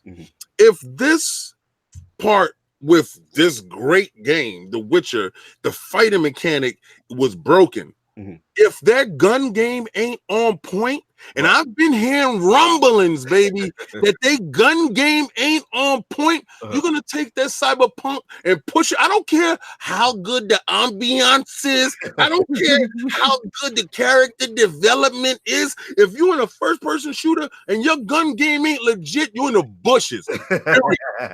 Fair enough. That is where you are with CD Projekt. What's funny is these people be acting like between all this character development and all these cutscenes and all this story development. They were like picking daisies or something. You're using the combat system. Shout out to Meds. He said Witcher 3 fire. He said this is wild. I mean, but I also think there's a difference between a shooter's combat system and a like melee version of a combat system, though. And there's also different ways you can approach the combat in Witcher 3, the crafting and stuff like that. You don't have to use swords. You can upgrade your swords and stuff. You don't have to use swords at all in this game. I mean, you just said that. You literally said that. You can actually use like magic spells and stuff. So you can beat the whole game without using any swords, just magic. You sure can. You can, yeah, you can craft spells. So, but had you finished the game, I mean, you know, I'm just gonna have to see. I don't think you can beat the whole game with just magic spells. I have a Witcher 3 strategy guide. I'm gonna mail it to you. You can read it. Man, I got a collector's edition of it. Something that's showing me you can beat the whole game without swords. You can if you want to. So now you're sidestepping. You can't. No. If you have the option to, you can do it either way. Look, we got enough of Witcher later. We got to move on because it's a big part of the second part. I'll finish the first part. Look, I see what you guys are going. You know, obviously, I'm in the middle. I'm kind of where Attic and King are as far as the combat drew me out a little bit, but I do recognize how important it is. But as far as them as a developer, as an indie developer, truly remarkable what they've done, you know, so far in that service they got, the GOG joint, you know, and how they pushing it out there. And you already know how I feel about Cyberpunk. I think it has the potential to be tremendous. So can't wait to see. I think that's going to be more towards my likings, my feelings as far as the gameplay. So we'll see. And first of all, anybody that can do, any dev that can do Witcher 3 on the Switch is already clearly. Oh God! You know what? And I'm going to tell you this: forget your little 420p, your 4x4 screen version. We're not going to listen to you. Listen, I'm pretty sure you can play the N64 and a more resolution than that game. Of that level of wizardry is clearly wizardry. Okay. If you can pull off Witcher 3 with all the DLCs or the Cognito, did they coming in hot? Let me tell you what the wizardry is on that one. I'll tell you what the wizardry is. The fight? Can I do something to make the fighting better? Hey, maybe on Switch. You maybe try it on Switch. Oh my God! Oh my God. Well, the wizardry came in when they made it for $60, and they got people that's gonna go out and buy it. Woo! That's the wizardry. Fact. Shout out to the no, we out here, baby. So let's move on to the most important part. And obviously, this is a little controversial topic in reference to two segments of the game. You know what I mean? If anyone has been under a rock, there's been a lot of uproar. A lot of people feel, you know, that there's some content in the game that is offensive. You know, one in particular, there's a Haitian group in the game called the Voodoo Boys, you know, and, you know, the interaction with V, who is the main protagonist, and them has raised some eyebrows for certain people. And then the second thing is obviously in reference to transgender imagery. And there was an image up there, you know, about Game Cola, and I believe the tag was like, mix it up. And some people felt, you know, offense to it as far as, you know, some game journalists as well. So I want to bring this to you guys, Lords. Let's start with B.R.A.P., because I know me and B.R.A.P. DMs. And you know, he's on one side, I'm on the other side. But actually, I wouldn't say we're on other sides. I don't think we're on different sides. I think we're kind of like, I don't know, like in the middle somewhere. In the middle. I think both of us are in the middle. And I love having B.R.A.P. on, because one thing I like about B.R.A.P. is that even though we disagree, we can always have intelligent discussion. And yeah, absolutely. Let's talk about it, bro. Like, where are you at with the whole controversy in these two things? All right. So with the transphobia stuff, I know that a lot of that stems from a meme that that CD Projekt Red had tweeted out last 2018. And I don't have the link. And I think I may have shared the link with you, Cognito. So I don't know if you had the chance to look at it. So that's kind of where the idea of transphobia started. But at the same time, if you know, and this is kind of where, and I was, you know, we were chatting about this in DM. This is kind of where I'm kind of in the middle, and I still don't know how to really feel about this, which is crazy. Like when I first saw the tweet, I was kind of like, yeah, it's probably not good. And then they apologize. And then there's that imagery, you know, in Cyberpunk 2077 that's been going around. And then I'm like, you know, given their history, is this a good look? You know, how do I feel about this? But then, you know, knowing the background of the game, that it's a tabletop game that's set a dystopian world, and you know, you can pretty much, the idea of the world is pretty much you can be whoever you want to be, right? And you can interchange body parts, and you can interchange body parts, and the developers allowing you to create your character how you see fit too. You're giving that freedom, that option. And then, I've seen some people in the LGBT community kind of voice their displeasure with the tweet last year, 2018, and then this image. But then I've also seen some other people say, "Oh, it's not really that big of a deal." So, I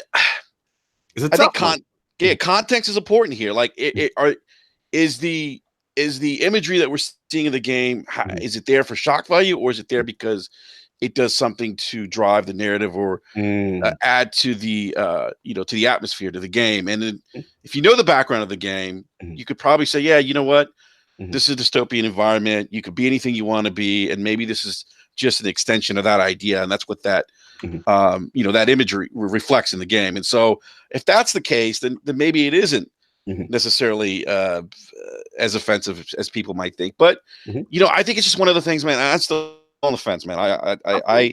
Because look, here's the thing. I do want to buy the game, because I'm interested in the world, and like I said, they're probably the top 2 developers. And imagine if this game's going to drop in 2020. Yeah, supposedly. And if this game is as good as a lot of people are saying who have seen it behind doors, I mean, you're looking at maybe Cox. Maybe I mean, you're looking at. I mean, let's say this game. I just said, Witcher 3 got a 92 Metacritic. What if this game gets like a 92 Metacritic, 93? Then I mean, they've dropped 2 game of the generation games in one generation, and that is huge. You know what? You can get out the blue light right now, King. That's fine. Actually, you know what? When the game drops, King, and it gets 93 Metacritic, I'm gonna have you on B.R.A.P.s. I'm gonna bring out the blue light. Listen, I want you to call me on B.R.A.P.s, but don't talk about that Metacritic crap. But what I would say is, if that game tickles your fancy, let it tickle it. That's it. It's if these games, if Witcher 3, and I don't care what anybody says about anything, when you plunk your money down, nobody around you chipped in. You did. All right. So not a soul around you is in there cheering you on. There's no foundation. It's B.R.A.P. in the store purchasing for B.R.A.P. So whatever you buy, love it. Enjoy it. To hell with what anybody says. I don't care if the combat's broken for me. It works for you. So yeah, I feel you 100%. It might be the game of the generation for you. Yeah. B.R.A.P., I want to pass it off. I didn't get a chance to speak to you in DM in reference to the Voodoo Boys, which is the Haitian group. So I wanted to ask you, how you felt about what you read in that context. Is did you feel a way about that, or do you feel that they were some offensive things there? Again, I didn't find it personally offensive, but I could see how some people might. Okay. I think, I just think it goes down to I think it just comes down to one of those things of individual, I don't know. I see. It's like I have a hard time with this stuff because there's some things I definitely do find offensive. But I think as humans, if we're not part of that group, sometimes I think it's hard for us to kind of feel that. I don't know if empathy is the right word. If it's not directed at me, I'm a Latino, right? Right. Yeah. So when I see the kids, on the border stripped away from the kids, that shit hits home. I'm like, wait a minute. No, I feel you. But if you're not in the group, I think it's hard sometimes for us to relate to that. And then, again, if you'd asked me personally, no, I wasn't necessarily offended by that. Okay. There was that interesting the video clip that you sent me where. It was a YouTube clip, I think. Right. Where they're trying where the money's going. Where the money's going, and are they trying to drive fake outrage, to drive money, to get hits on the side? I don't know about all that, man. That sounds like a lot of tinfoil conspiracy stuff. No doubt. I don't get down with that. But I know how you feel about the media thing. Shout out to Solve in the chat at the doctor's office, cursing at my phone because of this fraudery. I'm assuming he's talking about. Shout out to Solve with the $2 super chat for King and Addy. Witcher. Oh, this is great. Hey, Saul. Iron Bank. I see you at the doctor getting new knees. Because your old knees is in the box. He's getting Cyberpunk knees. That's right. So you can run faster from the knee chopping. Yeah. Shout out to the Iron Bank, Lord Denzel. We miss you, brother. Oh man, that was great timing. Hilarious. Let's get Forte and Slow in. So Forte, man, just about the controversies from what you've seen. How you taking all this stuff in? Offensive? Where are you at with it? All right, so it's like a broken record, man. Because I agree with B.R.A.P. 100%. It's like if you're not a part of stuff, if you're not a part of that actual group, it's kind of hard to identify. I mean, being African American, we all know how we feel about certain things, and other people kind of don't feel the same way. That's because they don't live in our shoes and been through the things we've been through. So ultimately, this doesn't offend me, but I can see why it could offend some other people. But I'm all about when the developer makes a decision in a game, I want that decision to be what they want it to be and not try to be forced, like have a narrative forced on them because they can't have what they want. That's we get the games that we get nowadays, controversy or not, sometimes the reason they're as good as they are is because the developer said, we're going to do this in our game. And this is what we want our game to portray, and this is what we want our game to see. Right. We talked about this on B.R.A.P.s the other day. We talked about it with Call of Duty, and there, with the whole controversy around that game with kids and stuff and families and everything. And I felt the same way about that. Ultimately, somebody put this story together and said, this is a story I want to tell. And be it or not, some people this is a story I want to sell. Yeah, okay, fine. You can say that too, because guess what? Your job as a writer is to sell your story. Right. That is the job. The story is what makes the game. Think about it. The reason we all went out and bought the reason we all got tricked into Destiny the first time around is because we thought it was a story in the game. So we all know that story is the reason they do this. So anybody that says that some of this stuff isn't for shock value, I think 90% of it is for shock value. But that doesn't change the fact that I think that it's a message behind it.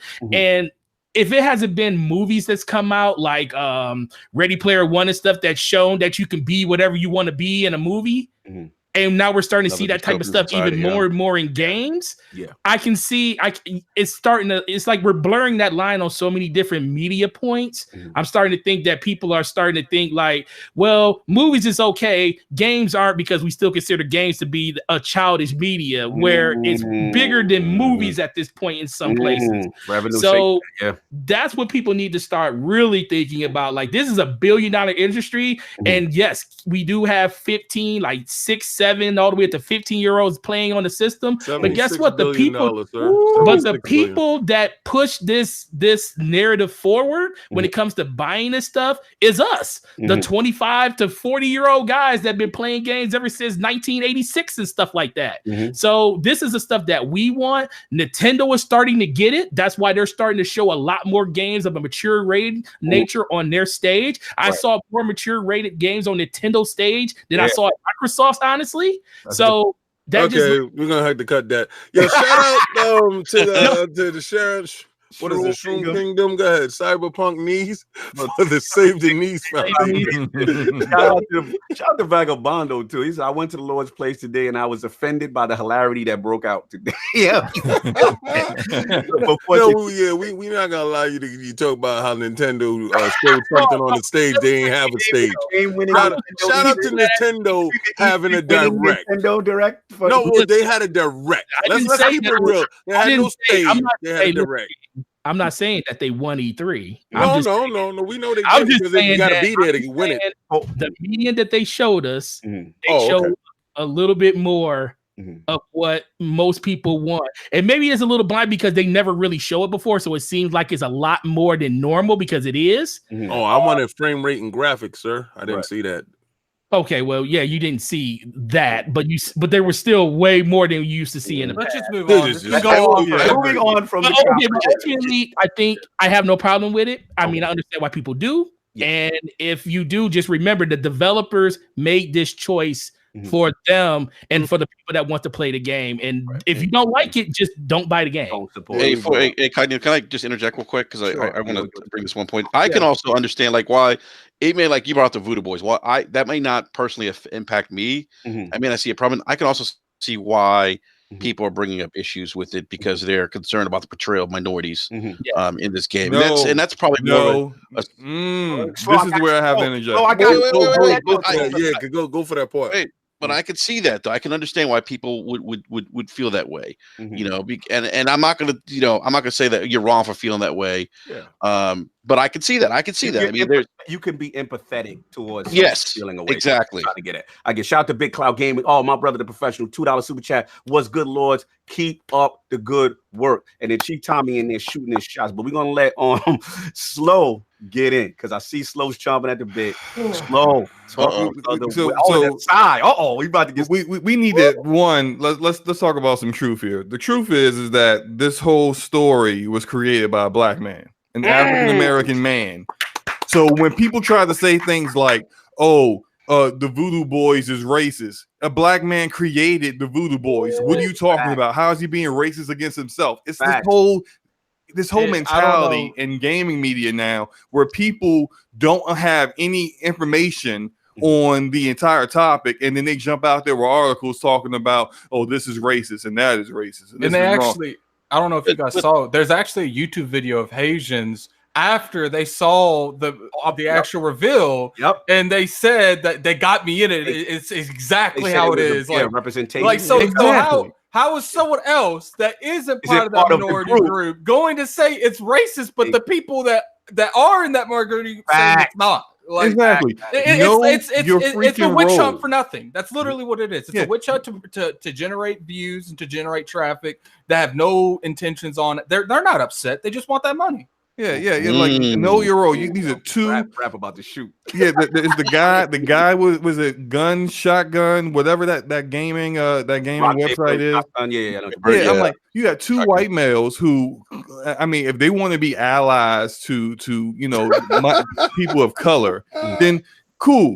But you need to know your role. When you know, when I say know your role, I'm not trying to be disrespectful. I'm just saying, hey, look, when we need your help, then help. Don't jump out there without knowing anything about how black people feel about this game. But he's trying to be proactive. He's trying to be proactive. He's trying to get ahead of the rhetoric. He's trying to be at the forefront. Was it the dude that made the article white too? Yes. Yo, I'm dead.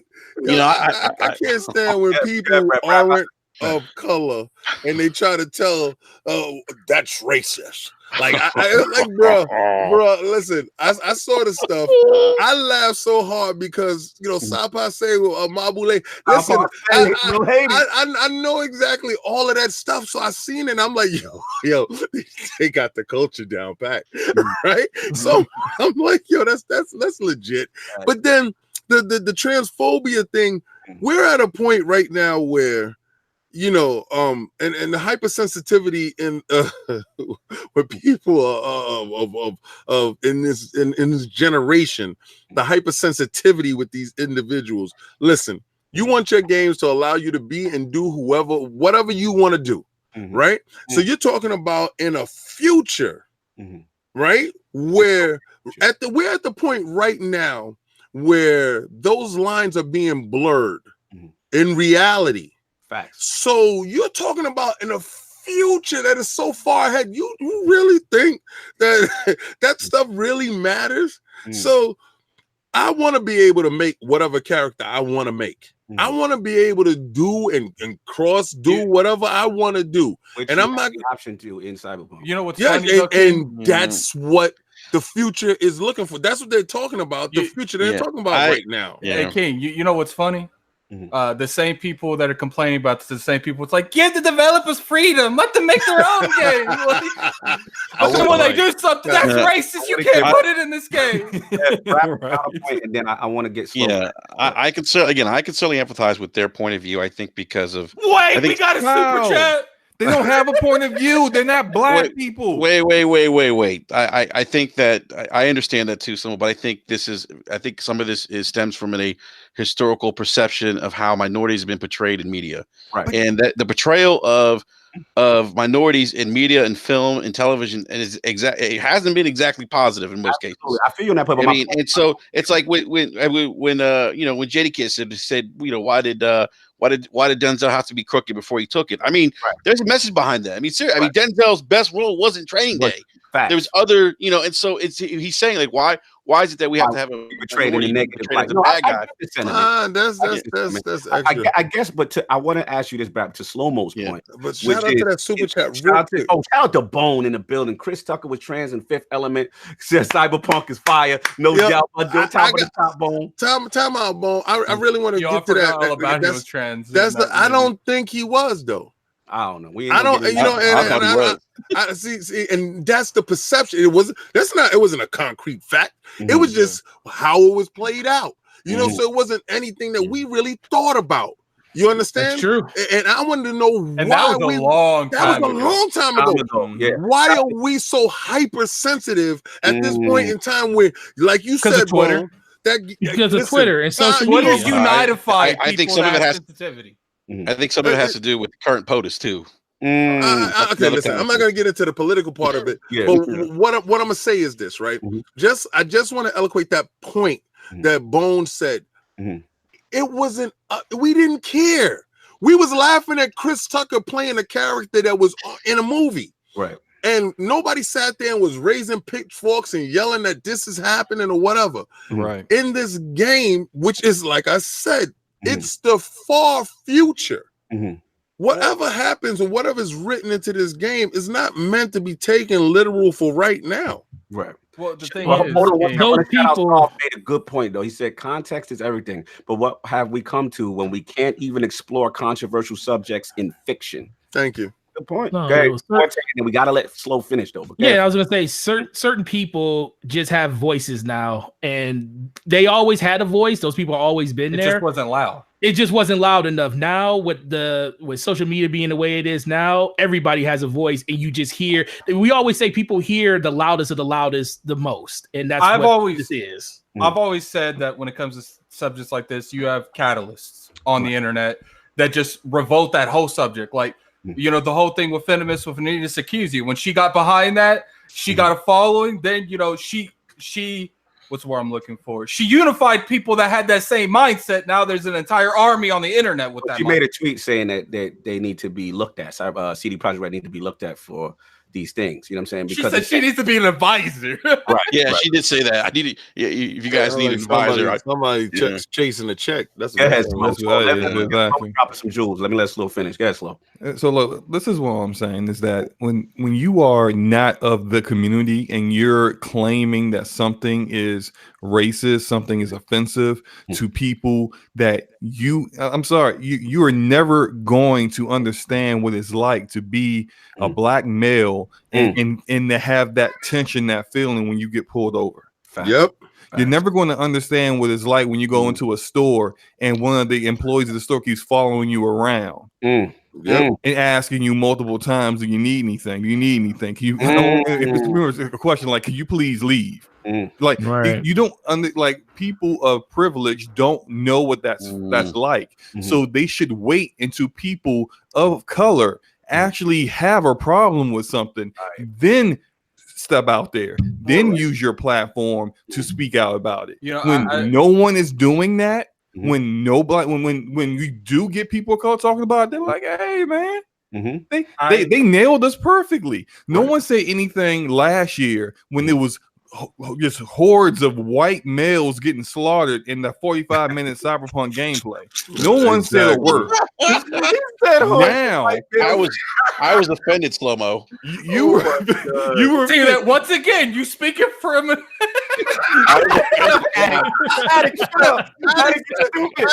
man, I do not appreciate you, Brad. Speaking for the white male, okay? Yo, Attic, you a fool. That's funny, Attic. Yo, shout out to Mega 003,000 with the $5 super chat. The outrage ain't genuine, fam. They don't care about us black people or trans people. They just care about generate clicks. Gotta stay relevant. Shaking my head. Yo, let me jump in. Let's slow. Let me not slow. Let me say something real quick because I'm gonna here soon. Get at it. Like, look, like you can ask Cognito. I've done it a few times on Planet Xbox. I don't even speak on anything racist, anything like that.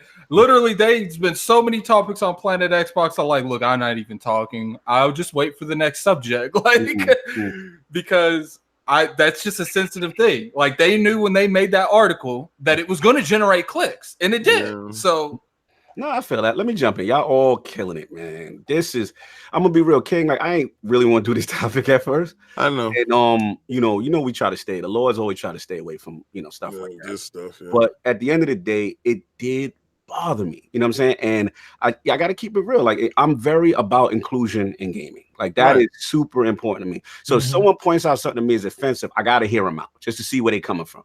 So in reference to the Voodoo Boy thing, like, I remember being there, you know what I'm saying? And like, for me, I can speak to that part. Like, as a man of color, like, I appreciate when you watch a movie, you watch a film, we play a game, and there's that authenticity with the dialect and the region. I love that. I'd be like, yo, that's how them do. You know what I'm saying? Mark for death with the Jamaicans. Exactly.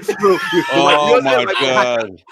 Screwface? We don't know. They said screwface? You know what they say when a man faces screw? Like, I get excited when you do that accent way too well. I saw that movie a couple weeks ago too. Screwface. Shout out to Mark for death. You know what I'm saying? But like, I get excited when groups that are generally not represented a lot in video games get a chance to shine, and it's done with authenticity, right? Like, you hear it. So when I'm watching the demo, behind the closed door demo at E3, and they got this character Placide, and the entire that Pacifica City is it's Haitians, right? So I'm like, yo, like, King, I'm sitting there, I'm like, yo, that's little Haiti right there. You know? I'm like, there's a lot of people that be playing this game didn't even know that individual that they existed. Like, you just literally linked to my next point, which is, I immediately felt proud. I'm telling you what my gut feeling. I immediately felt proud because prior to that demo, the only person of color I saw was the dude with the dreads, and I was cool with him, right? The black dude, I was cool with them. And I got to shout out Megatron because this is before my appointment. He was coming out of his appointment. I believe him, PlayStation Bra, El Boogie. They had an appointment with them before. So I said, Meg, how you feeling? Like, what it look like? Because you saw it already. He's like, bro. He's like, he smiled. He was just like, I didn't think they would represent us. He said, I don't want to spoil it, but I didn't think we would have this much representation. You know what I'm saying? And after watching it, I felt the same way. So I'm not offended by that. I'm not offended by the Voodoo Boys. I'm not offended by the Animals thing, because at the end of the day, the Animals group was not all black. The leader of the Animals group, which you fight, was a sub-boss. She was a woman. You know what I'm saying? Their whole thing is strength and genetic enhancements and getting they juicing on and all that other stuff. And then, like Slow said, that's the reason they're called the Animals. They fight by pure strength. Like Slow said, Mike Pondsmith is black. Like that blew me. Like, I was like, okay, we really understand what's going on here. So it's like, it's a dystopian future. Everybody's separated into groups. No one trusts each other. And I just struggle, like Slow said, with another group who's not black telling you to be offended. It should be offended. Now, the second part is sensitive because I want to talk about that. And this one hit home for a couple of people that I know, you know what I'm saying, that I'm friends with. So obviously, if obviously the trans imagery, we saw the cola ad, I know if y'all look very closely at the genitalia, what y'all saw. I didn't. Okay, so basically it's a cola ad. It says mix it up cola. And if you look closely at, female face, but when you look closely, it looks like a penis there. Okay, fine. You know what I'm saying? That's what it is. You know what I'm saying? And people were saying, yo, this is offensive to the trans community. So I want to shout out two people, you know what I'm saying, that I actually did some research prior, and they're friends of a friend, and I had to ask them, you know what I'm saying, because shout out to my friend Ryan and another person I'm not going to get into, for the context, but basically they're of the trans community. So I said, here's the imagery. I sent the pic. I'm like, this is from a video game. I didn't try to bias it with my feelings. I just honestly, like, yo, do you what do you feel about it? He said, oh, that, laugh out loud. So I said, yo, do you find it offensive to trans peeps? He said, no, I know that's Cyberpunk 2077. I'm not mad at it. He said, actually, that's my cosplay for next year. So I said, wow. So I said, yo, that's an interesting mindset. He said, plus, I haven't seen or heard a single trans person worked up about this. So then he says, people are mad at a fictional future when they should be upset about a factual present. He says, I want to play this game. So then I said, what about the whole aspect? There's, you can create a character, you can change the voices, you can change all that stuff. And he said, look, at the end of the day, he's super excited for this as far as trans being, as far as the character created, the inclusion. And he said, people are going to be mad no matter what. To be honest, I don't have that time for that type of energy. And he said, I don't like people getting mad on behalf of my group. We have our own voice. And literally, that's what he said. And then I showed him the tweets about the did you assume? Because remember, the other part of it was, well, CD Projekt Red, they got this history, you know what I'm saying, of saying, stuff. And there was a comment somebody put, and it was like, I want more guys. And then CD Projekt Red, the Twitter account said, did you just assume their gender? And he said, no, I love it. He said, it's satirical. He said, to throw in the face the people who are upset over a graphic. So to him, non-issue. I spoke to one other person who is also part of the trans community, and they pretty much said that, no, like flat out, there's no offense. I don't take anything from it. I don't get negative of it. And that person was not even into video games. So I actually respected that person as well. So, in conclusion with this whole thing, my whole thing is, look, but video games is my personal escape. Right. I shut off the world. I get to engross myself and my fictional character, solo my friends.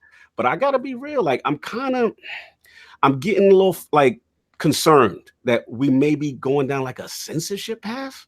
I mean, like, that's just me. Like, I'm just concerned where video games going with this outrage, because it's like, look, we survived. Remember Hot Coffee from Grand Theft Auto? Well, you know what? Listen. Yeah, go for it. As far as the censorship goes, what they're gonna do is put a rating on the box. All right, and that's all they can do right now, because they can't stop the juggernaut. The juggernaut, which is once they try to censor Mortal Kombat.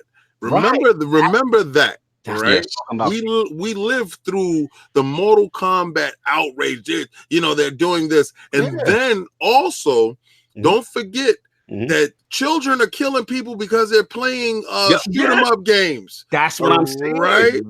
Listen, they put an M rating on the box. They're gonna put something on the box, and they're gonna put something on this box that's say sensitive, whatever. I don't care what you put on the box. Right. The game is still gonna sell. Put your little censorship thing to make you feel comfortable within your skin, and allow us to continue to do exactly what we've been doing. That's gaming. Facts.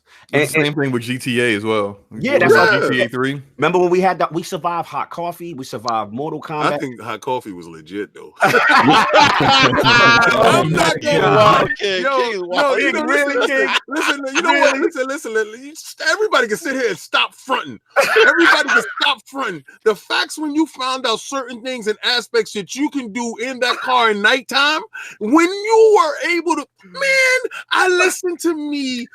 When I tell you that I think that's what made Grand Theft Auto, because everybody has these little whatevers, and when you're able to do in a game, what you would like to do in life, it makes the game that much better. And when they saw Hot Coffee, how many people ran out to find out about Hot Coffee before they patched it? That's the problem right there.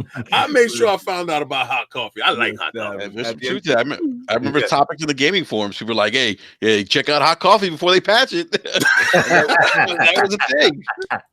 No, I feel you. Like I said, I'm concerned. I just want to make sure, because of all those events, and then remember the ESRB was birthed out of this stuff. You know what I'm saying? So I just want to make sure that, like I said, their visions are able to get out. And if that group, if someone's part of that group that's offended, yes, I respect that. But I do struggle with people not in the group, you know what I'm saying that. And that's definitely you can't have the leader of the Black appropriations group white. It just can't go down. So listen, at least to make it look good, have the guy that's offended be Haitian. I'm just saying, wouldn't that work? But it's not working. And listen, I wanted to ask you this: to hell with all that stuff, right? Can you talk about did you play the game? Did you feel the game? Hands off. I watched them play, and they were describing scenes to me. Because I wanted to get into the gunplay. That's all I want. That's the controversy I got. And actually, that was my only nitpick. I just felt the guns needed to feel more visceral. You know what I'm saying? That was my only nitpick. But again, no, it's not. When the demo ends, they all hand out pamphlets and they say, "Hey, give us, your critique. What are the strengths?" And that was, I said, everything out the game is fantastic. This is the next level. This is like Matrix, Blade Runner, Deus Ex, Detroit Became Human, Witcher, all in one with the Mass Effect choices. I said the only thing y'all gotta put is just put a little bit more pop on the sounds of the guns. And I just want more reactions when the enemies get hit. Tell them to call Bungie. That's what you should say. You call Bungie. Yeah, if they had Bungie, it's the perfect game. If they got BioWare. Exactly. You know what I'm saying? That's all. No, let's stay away from BioWare. No, I'm just joking. Let's just go to Bungie. That's all I got. But I do have a quick question.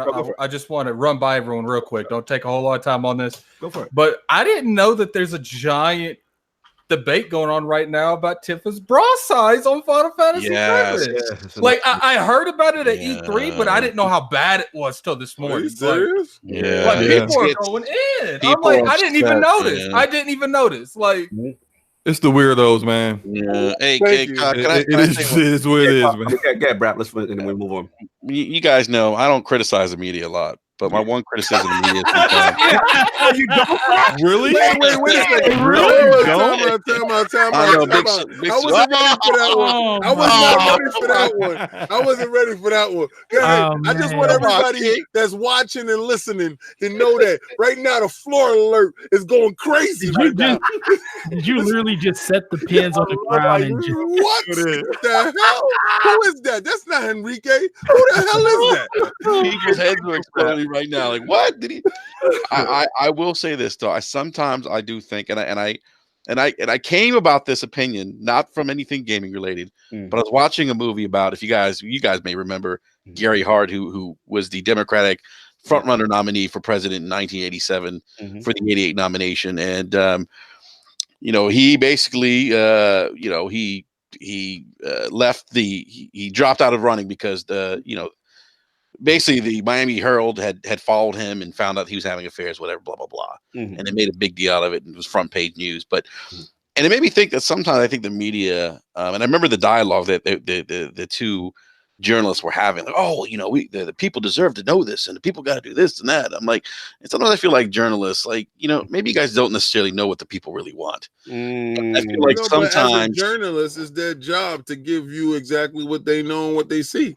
So it's up to the individuals to interpret that and go with it as they choose. Now, when a journalist takes his own opinion and interjects it into the narrative of the story, that's why I have a problem with. But as far as journalists reporting on what's going on, if you're too sloppy in your business, stop doing your business. No, I mean, but I think for me, it just and the whole thing with Cyberpunk, it makes you think that, like, I think sometimes not everything needs to be an issue, or portrayed as an issue, and I'm starting to see that now, and I also think, unfortunately, it's a byproduct of that 24/7 news cycle culture, like that. It's just, we got to make stories, like the whole thing with the bra size thing. That's a thing right now. I know, and it's crazy. For me, is it too small?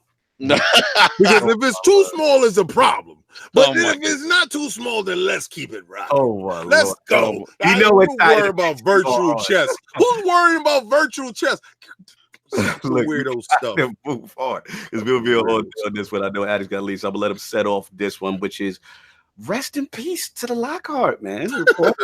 Reports are coming out. Shout out to Jez Corden. Shout out to Brad Sams that may be axed in the Microsoft plan book, man. The playbook looks like they might be going with the one SKU effect, and we're hearing multiple reports of Lockhart actually no longer being there. So, Lord Addict, since I know you got to go to work soon, we let you set this off, man. What do you think? You think this is the right thing for them to go with a single console approach with Scarlett?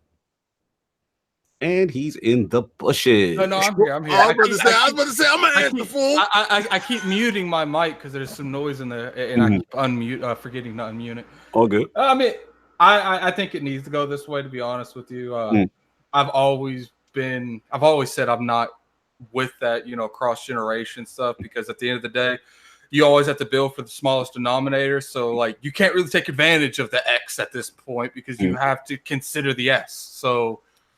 It kind of maybe go to like a middle ground, if PS4, if Sony's going to go in for 5, which is, it's not been confirmed, but a lot of people think that for just the specs that's in the console, then go for 5 too and have a middle ground where you don't have to refresh your consoles in 4 years. Okay, so that's where you at. So you're okay with the single console? Because if we do it this way, we're probably going to get Scarlett exclusives. But if we don't do it this way, we're not going to get Scarlett. Which it's funny you said it, because what was hinted, shout out to Brad Sams, was that devs were telling Microsoft in reference to both SKUs that, okay, if you guys have a Lockhart, we're gonna work with the Lockhart on the base level and then scale up.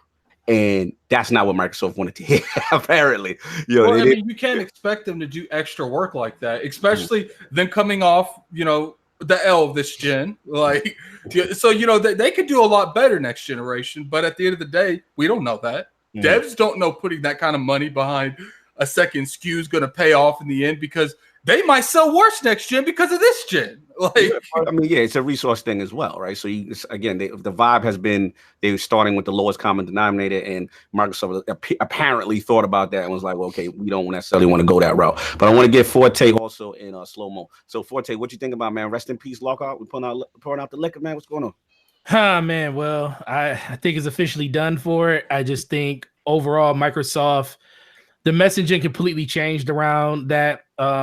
Last year, they said a family. They talked about basically two things, and this year, not even a peep of it.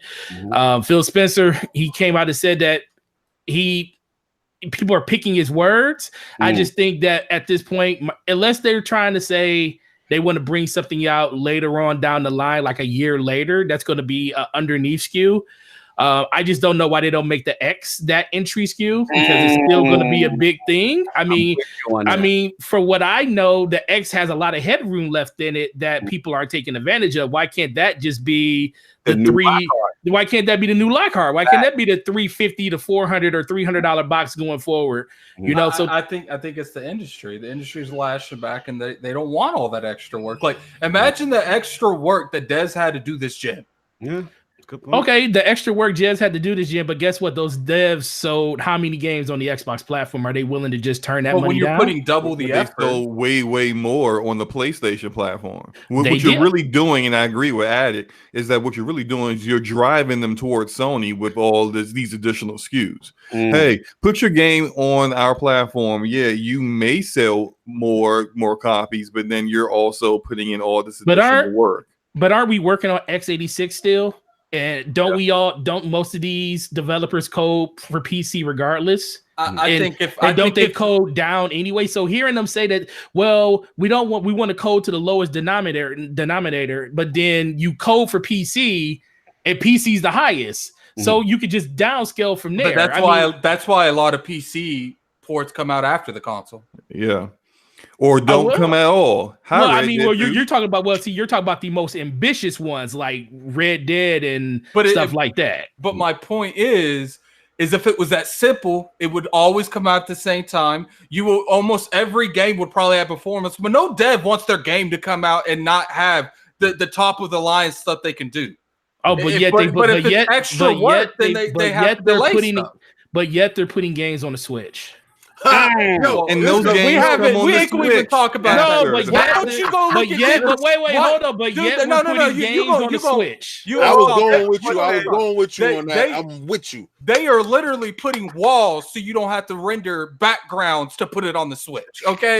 But that means they're going in and they're redoing the game. That's a completely different thing. Not even all developers are putting their game on the Switch. They're actually outsourcing that to other developers because they didn't have the same manpower. When we get that Witcher 3, it looks like a PS2 game. Then you can come back at me. Okay.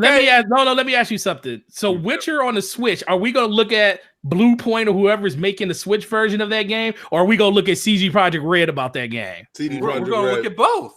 No, you're gonna look at CD Projekt Red because that's their game. Are you talking about the game? Oh yeah, obviously. So when people play the game on the Switch, and if it is a terrible experience, it's not going to be like, man, that developer they had that made this game. You're right. No, but it is. The point is that CD Projekt Red did not have the bandwidth. They didn't have the people to go put that game on the Switch with everything they're doing right now. But when yet you talk they had about the manpower having more platforms or more SKUs that you're going to put your game on, then you're going to have to look at the fact that some of these development teams just don't have the people to do that right now. And if they don't have the people to do it, then they're going to go with the platform, which is the easiest to code for, the easiest to put their stuff on, and going to next gen with backwards compatibility likely is going to have more people initially already jumping in, and that's the PlayStation platform. Okay, well, if Xbox really wants to be on a level playing field with PlayStation, make it easier for devs, not give them more work to do. I have a friend right now. It's just a little indie game too. It's not a lot, and he told me that making a port for another system isn't like making the game again, but it takes time. And that's a little indie game. Put something on the size of The Witcher, the size of Cyberpunk. They dedicate entire teams to doing this. It's not as simple as a button. Okay, which is why it's outsourced. So we're talking about the lowest denominator, and let me ask you this: do we really believe Microsoft when they say they're going to support every Xbox? Going forward, I believe there's going to be a cutoff at some point, just like iPhones, right? That's not our fault, though. Right. Microsoft is bad at communication. That's their fault. But that's the difference, though. You don't think developers already know that there's going to be a cutoff? They know that, but we don't know that information. It doesn't. It doesn't go off speculation. It's not speculation. It's just a simple fact. When they come out and they say no console, no accessory left behind, what are we supposed to? We can't sit here and say in one breath. But you can't say because there's no information either. We can't say in one. But this thing, we can't say in one breath that they code for the lowest, but then on the other end, when games come out on PC, they code for the highest. We can't live in both worlds. We can't do it. It's impossible. Do you understand that when developers put their games on PC and put their games on consoles, they have two different teams within that developer that are doing those games? I agree. Destiny was the same. Okay, way. So when you say you can't say they're coding for the lowest and then they're coding for the highest, there's two different teams. Okay, but we also knew. But see, developing the game. Let me ask you. Most games come out. Most games come out for PC and console at the same time.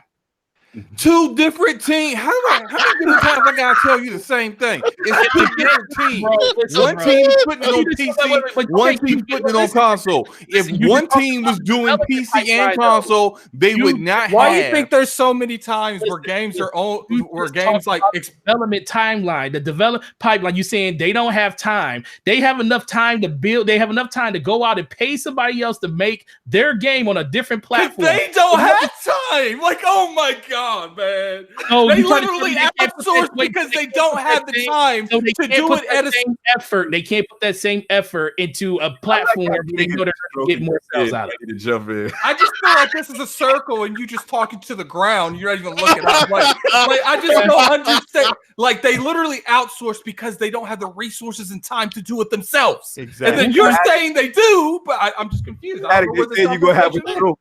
He is about to have a stroke, bro. I don't want you to pass out. That's what work today.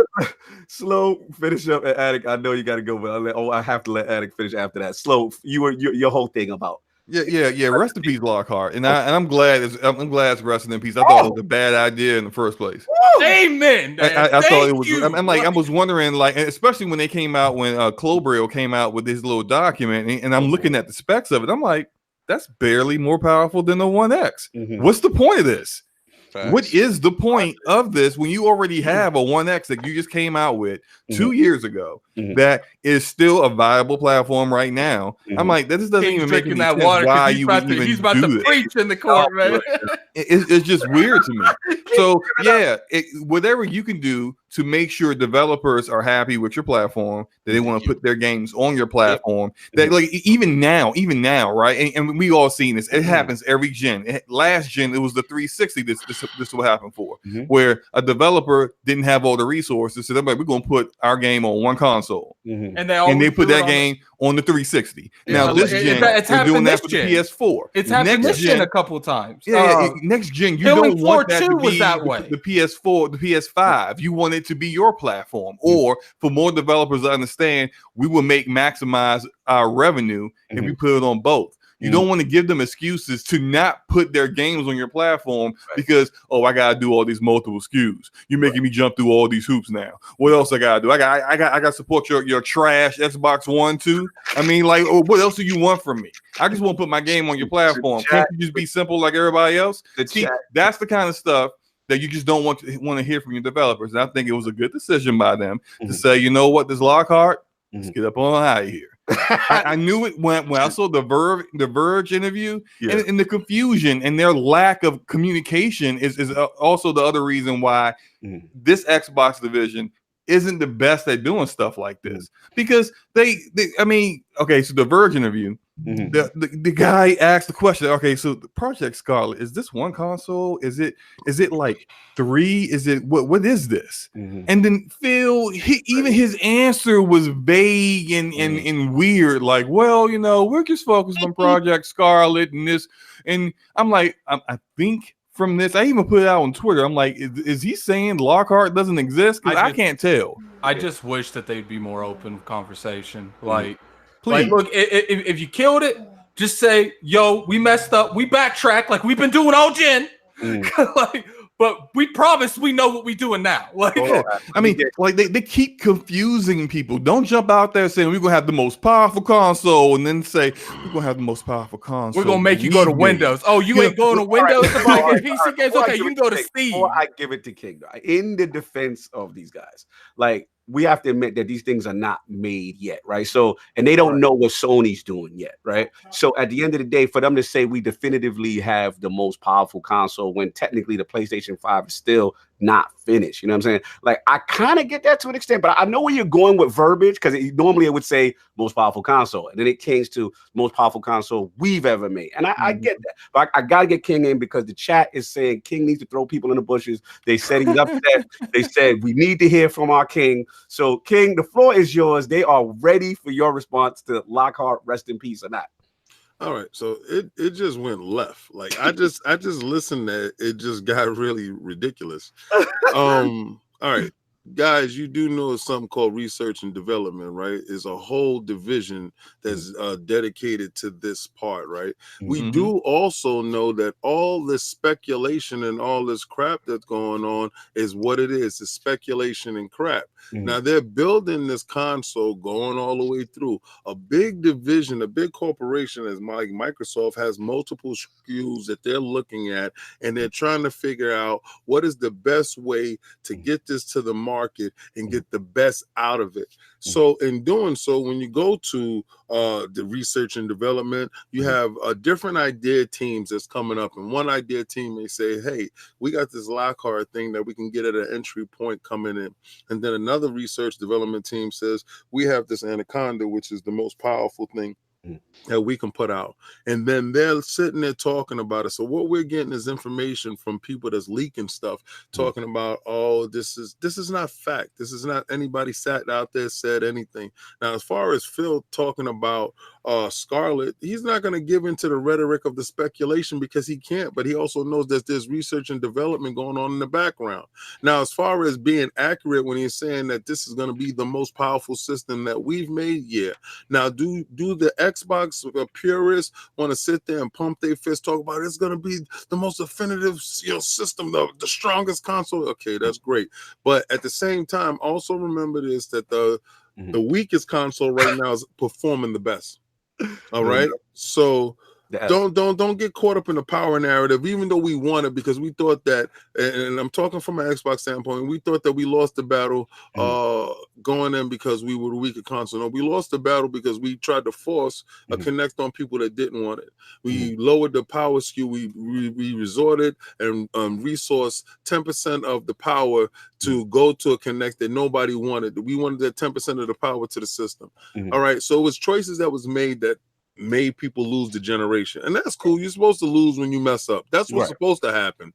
But going forward, we're gonna see what it turns out to be. So rest in peace, Lockhart. We don't even know if it's rest in peace, Lockhart. It might be like, yo, that's on the back burner. And like Forte or Slomo was saying, the X is a viable system. Facts. Who's to not say that the X is not going to be utilized? De facto, Lockhart. Yeah. Also, I'm going to say this, that somebody made a comment about no controller, no this, no that left behind. It won't be left behind when you have the X Cloud.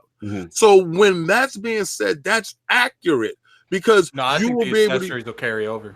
Accessories have to carry over, right? But when Cognito tells me stuff like he plugs his Xbox controller into his PC and it works that way, they're telling you that they're trying to future-proof it with the accessories. So a lot of things, we're nervous. right? You've been beaten into a corner. You ever seen something that you beat into a corner that's nervous?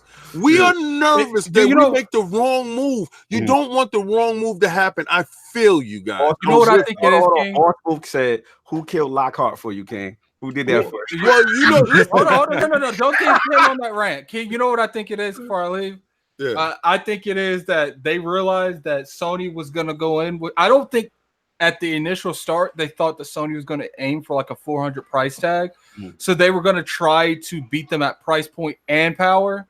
But I think now that they're going to try to beat them at, they're going to beat them, come in at the same price point with their highest, with the Scarlett, and hopefully beat them in power and just have the same price, because it's a lot different scenarios than it was last gen. Addict, I think this right, and I think this is where a part where this is the fun part for us, the speculation, and not knowing. Did this give us a time for us influencers and YouTubers to sit there and speculate and do what we do and be absolutely completely wrong? Because that's what's gonna happen. You know, everybody's sitting there telling you, "Oh, who did that for you? Who killed Lockhart?" I don't know, because Lockhart probably never existed. But when somebody leaks out something and say, "Yo, we got the Beetle in the corner," y'all like, "Yo, did you hear about the new Beetle controller?" Like, listen, calm down. We don't know anything, and what we're doing right now is giving you our opinion. To my knowledge, have they ever came out openly to acknowledge Lockhart existed? The only thing we got from them was like last year's E3. They said consoles. They said 2, and then when they said that, then that's when all of the leakage came out. Yo, shout out to other Zinc who keep telling Slow-Mo to be quiet. I'm not even talking, yeah. I'm like, dude, I'm not even saying any. This is how far I am in his head that he hears me even when I don't speak. Like, I'm on your side, bro. Slow-Mo in the chat. Forte being messy. Shout out to yo, Brad. Do we pour out a little liquor, man? Is this what we doing for the Lockhart? Yes, pour it out, man. Let me tell you something. When Brad Sam said that developers weren't exactly excited, kill it. We don't want the developers. No, seriously. I mean, you don't want developers to go in there and we're going to throw that lockout right where that Connect 2.0 is. Yeah, exactly. It's going to be like that sprinkling gif with the dude that did the salt. Every salt's going to be the Yep. No, but I mean, when the developer said that, I'm like, hey, listen to developers. You don't want them to come in with this mindset of, oh god, we got to develop for multiple platforms. Sooner or later, that's going to turn into bitter, and then before you know, there's not games coming out on Xbox. Like, no, we ain't doing that. Like, that's too much. If you're Sony, you're saying, hey, you know what? We got one platform to develop for. It's easy to come. Fear mongering. Everybody's sitting here talking about like Sony all this great stuff. Yo, man, you know what? And you know what it is? Y'all been egging me, man. It's okay for King to speculate, but us, no. You know what it is? You know what it is? Y'all like when Addict was gonna bust a gasket a minute ago, right? And y'all just sitting here waiting. Get King, give me that rent. They going at Xbox, and they talk about PlayStation is doing accident champions, man. Yo, these dudes, we tripped on a banana peel. So I just stop it with all this crap. I'm listening to it, and it's like people are saying, "Oh, the research and development is bad." Yeah, I'm gonna look at multiple skills. I don't go inside a car dealership and say, "You know what? I'm just gonna get the top of the line Corvette." No, I'm gonna say, maybe I might not need to go 200 miles an hour. Let me see exactly what the situation might call for. If you don't need to outshine somebody so much, don't blow out your pockets trying to prove something to somebody that you don't need to prove it to. Just be better than the next dude. At the end of the day, you can't jump on Microsoft for killing something they never announced. Facts. Officially, that's a great point. That's a great point. That's very true. Because remember when that Lego game came? Shout out to the dude that gave Addict too that much, Snicker. All the Zeke said, that's it. You had enough. but you know, remember that gave Addict that Snickers that calmed his behind down, because he just came in with the most logical thing. Yeah. They didn't. You can't kill something they never announced. Bob, this other Zik thing is just making me laugh. That he talks to us. I think that's the greatest thing ever. You haven't said a word. Oh man! Can we just go back to talking how King just said so Microsoft tripped on a banana peel and that's why Sony won? Yes, yeah. Oh, yeah. He's calling Sony. Hey, man. You know what it was? That might be perfect. That might be a perfect analogy of this whole generation.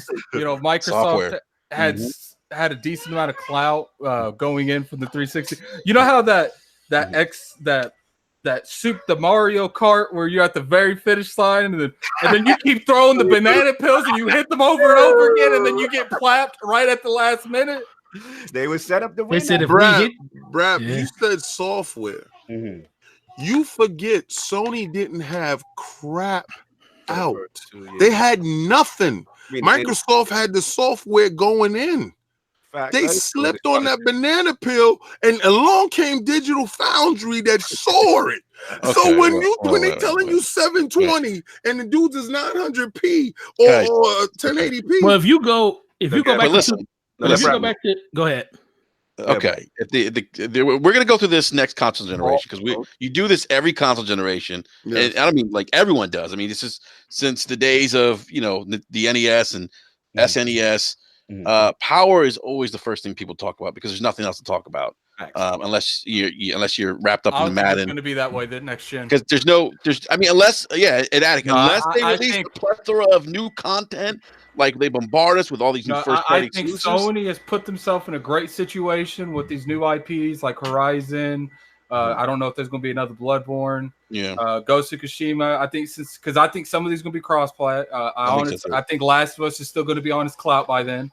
Microsoft, they put themselves in a decent situation, hopefully, with these new studios. I think this is the last gen that Power is relevant that much. Like, I think it's going to be relevant for like the first 6 months. This whole thing is always about the mistakes that these companies make in the beginning of the gen. And King brought up what the mistakes that Xbox made, but this isn't the first time that Sony has been a accident champion. You think about the very first PlayStation. You still got to capitalize on accidents, so I don't buy that. This is what I'm saying. When you're playing football, the other team ran out of money with the Dreamcast, and they couldn't continue to compete. Nintendo lost their mind and thought that they could really run the industry and force everyone to use cartridges, which forced so many developers directly into Sony's arms, like Square with Final Fantasy VII. So, this isn't the first time that Sony has fallen into a position of dominance. And I don't believe in accidents like that. You still have to capitalize on mistakes. You don't get Final Fantasy. They didn't really do anything. They didn't go tell Nintendo make cartridges. No, but they still have to execute and capitalize on supporting and building relationships with these developers. Like Sony, when Sony came around the block, nobody wanted to fuck with Sony. Excuse my language. Nobody wanted to mess with Sony because they were like, "Who's Sony?" It was Nintendo and Sega at the time, and Sony had to build those relationships with those developers. And even though Nintendo made mistakes, they still have to capitalize. I don't think it's when all your competition that's not Sony's fault to go left. I'm not saying it's their fault, but what I'm saying they didn't do anything to create that situation happening. But they had to capitalize on the mistakes. Hey, Brad, I'm gonna give you an analogy just real quick, right? You a heavyweight champion, right? You go in the ring and the guy comes in and he's ready to fight, and you throw a punch and you twist your ankle and you go down and they count you out, right? Damn. Now you on the floor. Did he earn that belt? Because he did. He trained. He came in there. He was there. He was present. You twist your ankle and you went down and they counted you out. You couldn't continue. So do you feel that he earned that belt? Even though he got the belt off the guy breaking his ankle, he still got your ankle. You went down. You the champ. You the boss. You the champ. You threw the punch and you twist your ankle and you went down and you couldn't get up and they counted you out. And that guy is standing there. He trained. He came in shape. He was ready to give you a good one, but you went out on your own accord. Is he the champ? That's exactly what happened. That guy that benefited from my ankle, giving out on me, he's got to still maintain Oh, that he level. went on to be the greatest champion ever. What if the guy, the challenger that did that to the dude that had the ankle, what if he said, yo, look how we train our ankles over here, fam. Our ankles. Yo, right after that. Tony said, yo, if you want good ankles, you rock with us. Yes. We soak our ankles in buttermilk. Yeah.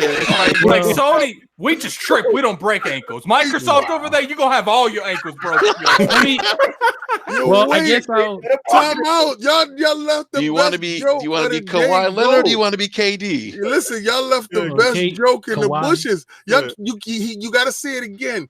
We soak our ankles in buttermilk.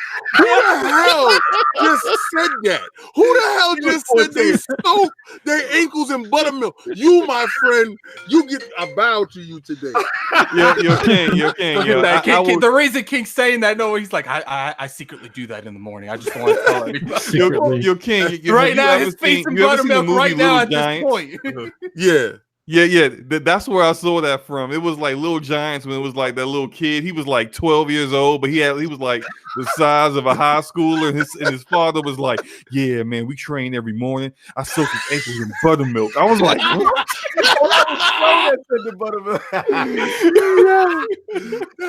That one. Clearly that one, man. That was the best of the day. That's the best of the day. Real quick, y'all all spitting fire, man. Listen, this I'm thing. spitting the most fire though. My fire's blue. Your fire. Yeah, here's your fire right here. Right your there, fraud, man. Your My fire made that fraud alert. Listen. He put it in his mouth. I'm done. King, he's out of control. King is out of control. I cannot with you. Listen, at the end of the day, I agree with all of you guys. I think that at the end of the day, one SKU is probably the best route. You know what I'm saying? And like B.R.A.P. is saying, if the devs are telling you, fam, we're gonna develop for the Lockhart, and just letting you know that's our common denominator. That's where we going with our resources.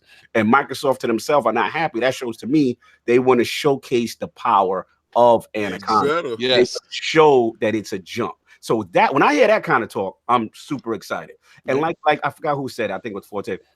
At the end of the day, the X is still a viable platform, right? Yep. That, in a sense, becomes the new Lockhart.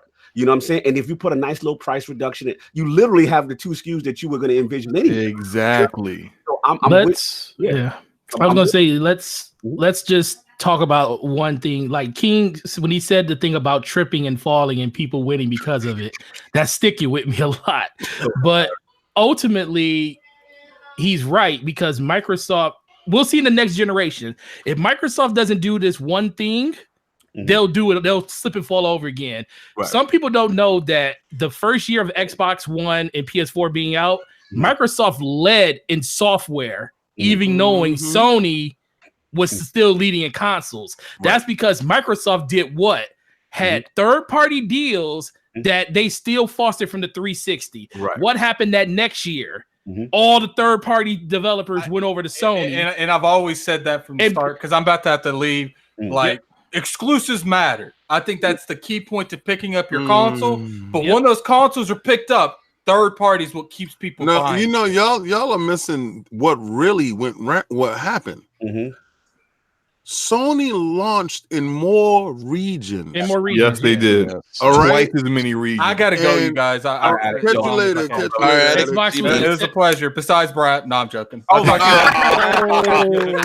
Come on, hey, that's all right, man. I said I was joking. Hey, man, if it's free, you know how King is. You know how he says I'm the free stuff. You can sit there this way, man. I'll read the whole thing. I'll talk to you guys later.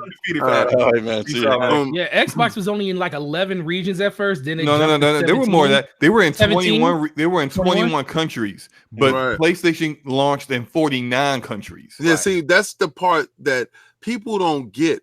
And when they made the false narrative of it being a shortage, it was a shortage because they say, you know what, we're going to send I don't care if we're sending 100,000 here. We're sending 50,000 here. We're going to show lines of people waiting online, fighting to get this thing, this machine. Microsoft's strategy in that area was flawed, right? What Sony did, and they capitalized on the fact that they didn't have the software at that point in time.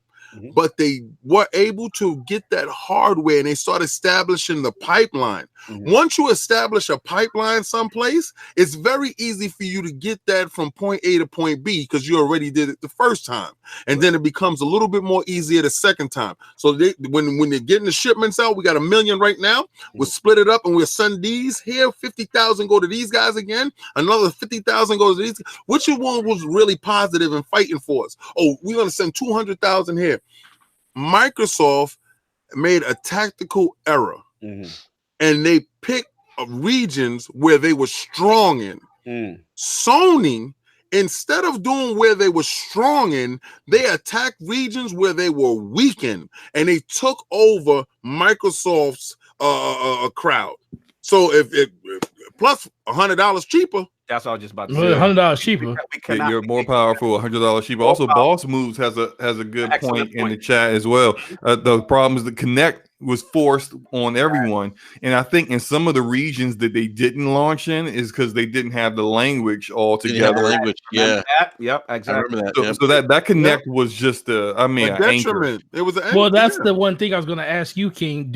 I always wondered this. Do you think when Sony came out and gave that date, Microsoft didn't want to be behind that far? So they were only a week behind them with the release date. Right. Do you think that release date was only picked because Sony picked theirs so early? They didn't want to come out that far behind them. They wanted to race them neck to neck, but that's why they didn't have the systems to put everywhere like they wanted to.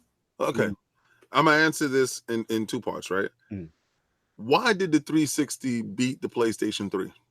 Came out a year early. Thank you. They had right, and now easy to develop for, and cheaper. That was part of it, but it was 11 million lead before PlayStation 4 even 3 came out. I mean, they were out a year ahead of time. It was a new tech. People got it. You don't think they know that in that company? Oh yeah. So they know that they're going up against a very formidable foe, and we can't allow them to have a leadway. So I honestly believe that Kinect was an albatross around their neck.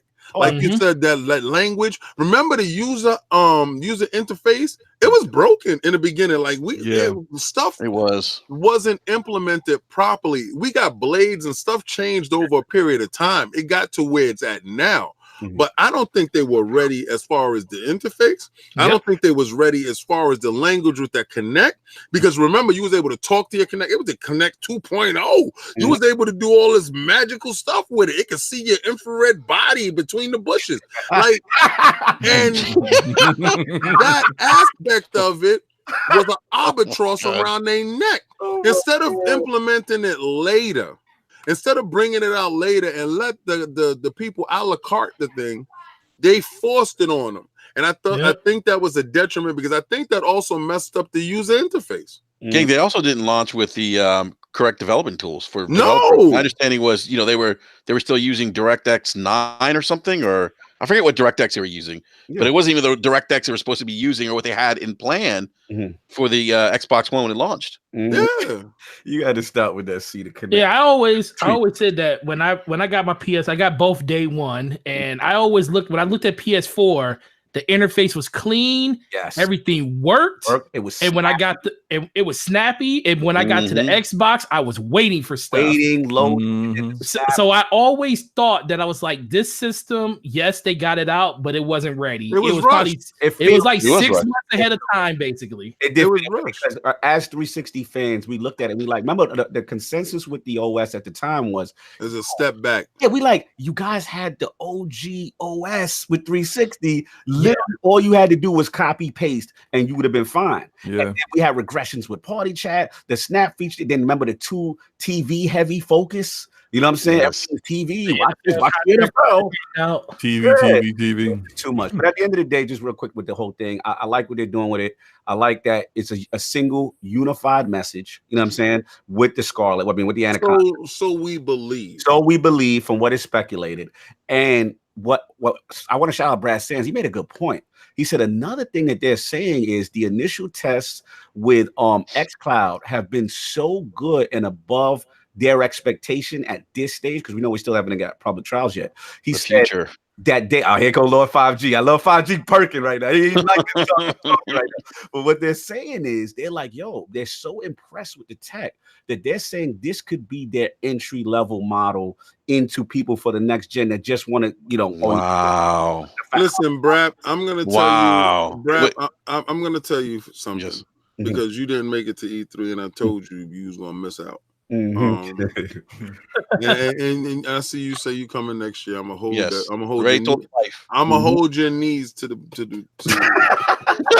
right? You see this box, right? You see this box. This box called for your knees. If you don't make it. If you don't make it, I'm gonna mail a box to your house. I want you to put your knees in it. It's in the back. Continue, Gig. Project X Cloud. Shout out to Bill Stillwell. The wall.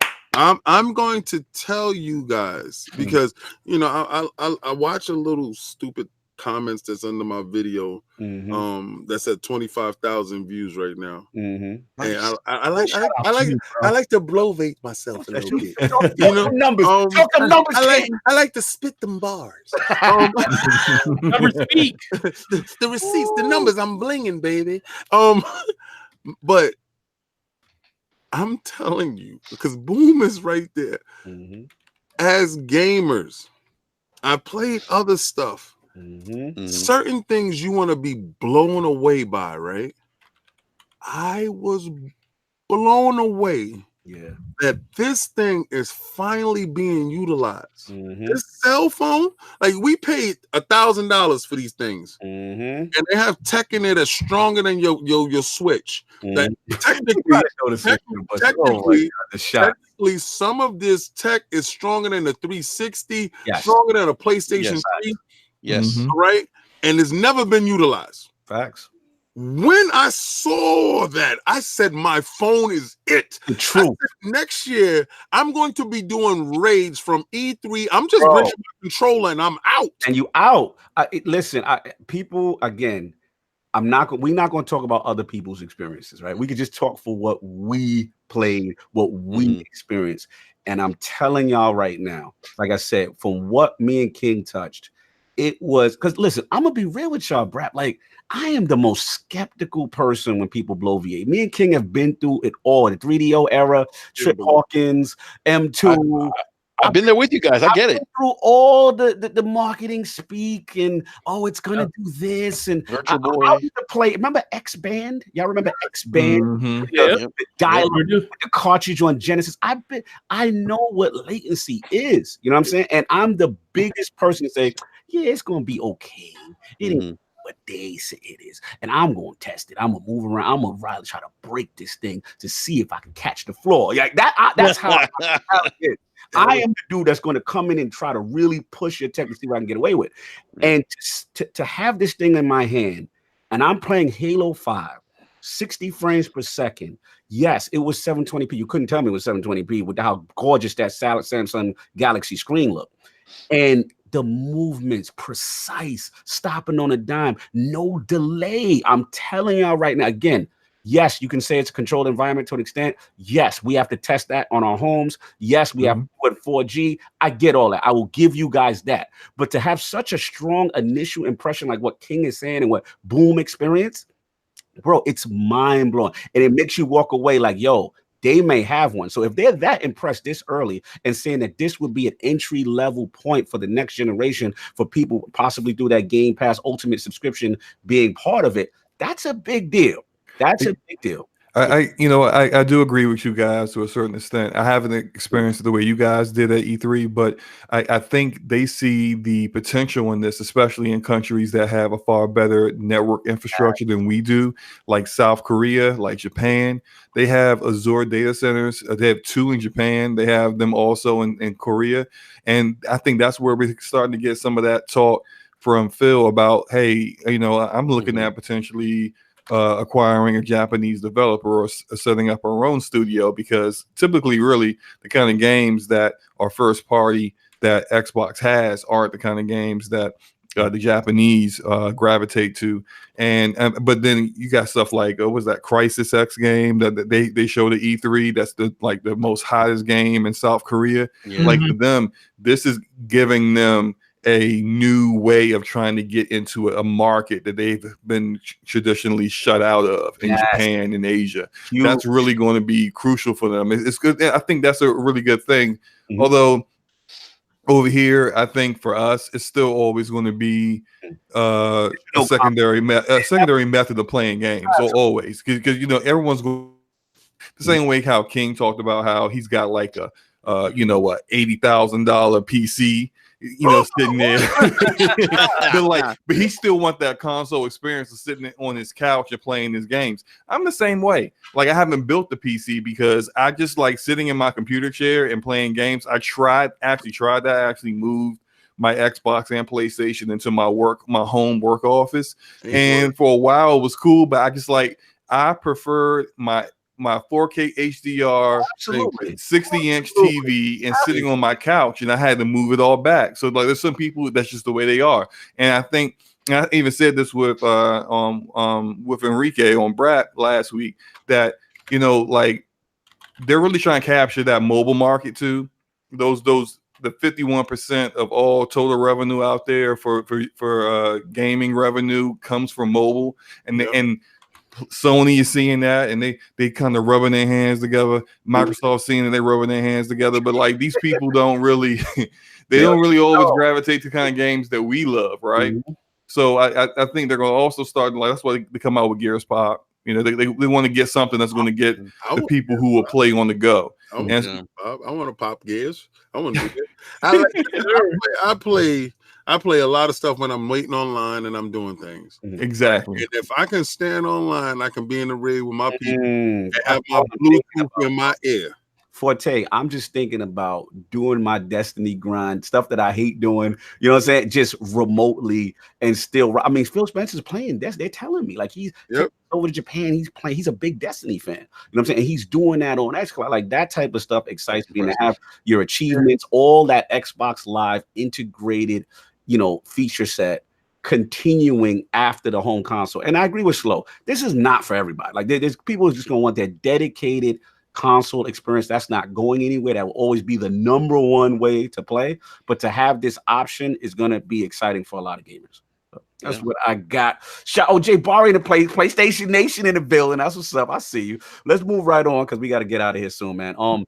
Addict's topic, we had demise of E3, and then we're gonna talk about Destiny real quick. So real quick, basically what Addict was saying was obviously the Sony lack of presence, you know, and Activision, we left a gaping hole. So his concern is that are we coming to the final stages of E3? You know what I'm saying? What do we think about it? So let's get B.R.A.P. in there. What you think? Are we getting towards the end now that these guys are, you know, not part of the festivities? I feel like we've been having this conversation for the last couple of years, ever since EA decided to kind of walk off the campus, if you will, and do their own thing.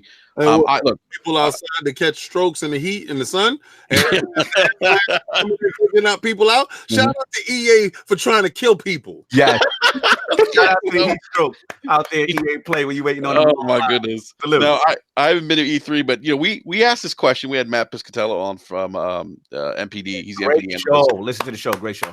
Thank you. And we asked Matt that question, you know, like what's going on with E3? He's like, you know, it's kind of in this unique place now where it's not really in a trade show the way it used to be, but it's also not really, you know, like a fan festival either. It's kind of like a combination of the two. And it sounded like they're trying to figure out what they want to be next. And, you know, we said to Matt, we asked Matt, said, hey, does Sony need to be at E3?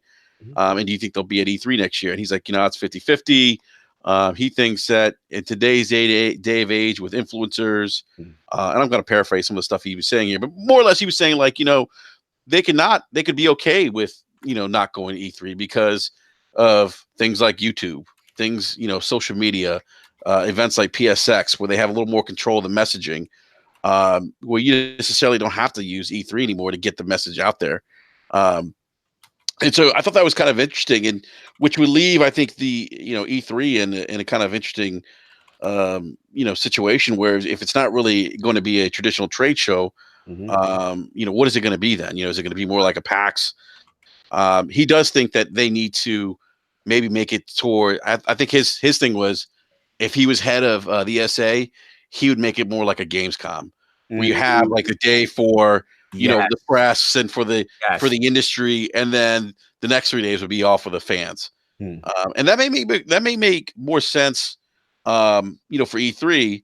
But I did ask him, I said, do you think that that they should move the venue? And he's like, absolutely. He's like, LA is just a pain in the butt to get around, and you know, maybe moving it around to different areas might be beneficial to the event. So LA is a pain in the butt to get around. I actually think everything is strategically placed nice. But you like it, you prefer it at LA?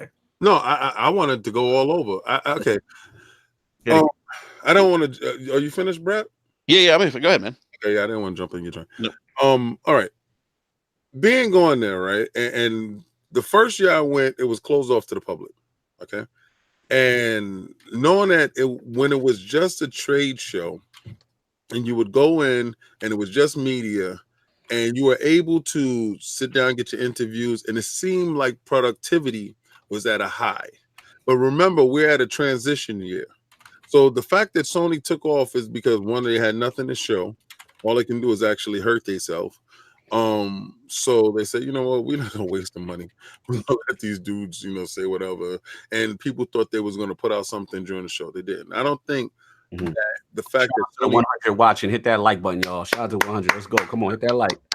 Having a good time, y'all. Continue, King. I don't think that Sony not being there means the death of E3. And a lot of their fans will say that, you know, I didn't care for E3 this year. Of course you didn't, because your peoples wasn't there. Because the people you buy your burgers from didn't have no meat for you. You were vegan that week, brother. That week you should shout out to your vegan meal. Oh my God. You know, it was a lot of meat and potatoes for those brothers that was on the Microsoft camp. So it was E3 was alive and banging. Like I'm gonna keep it real with you. You wasn't there.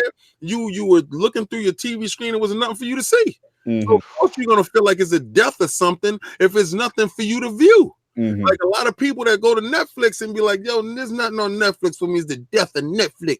Shut up. Take your behind the Hulu. That's what you like. Do the Hulu. Barry said, King, you need a shin kick in your knees for that Sony slander. Jay Barry, were you there?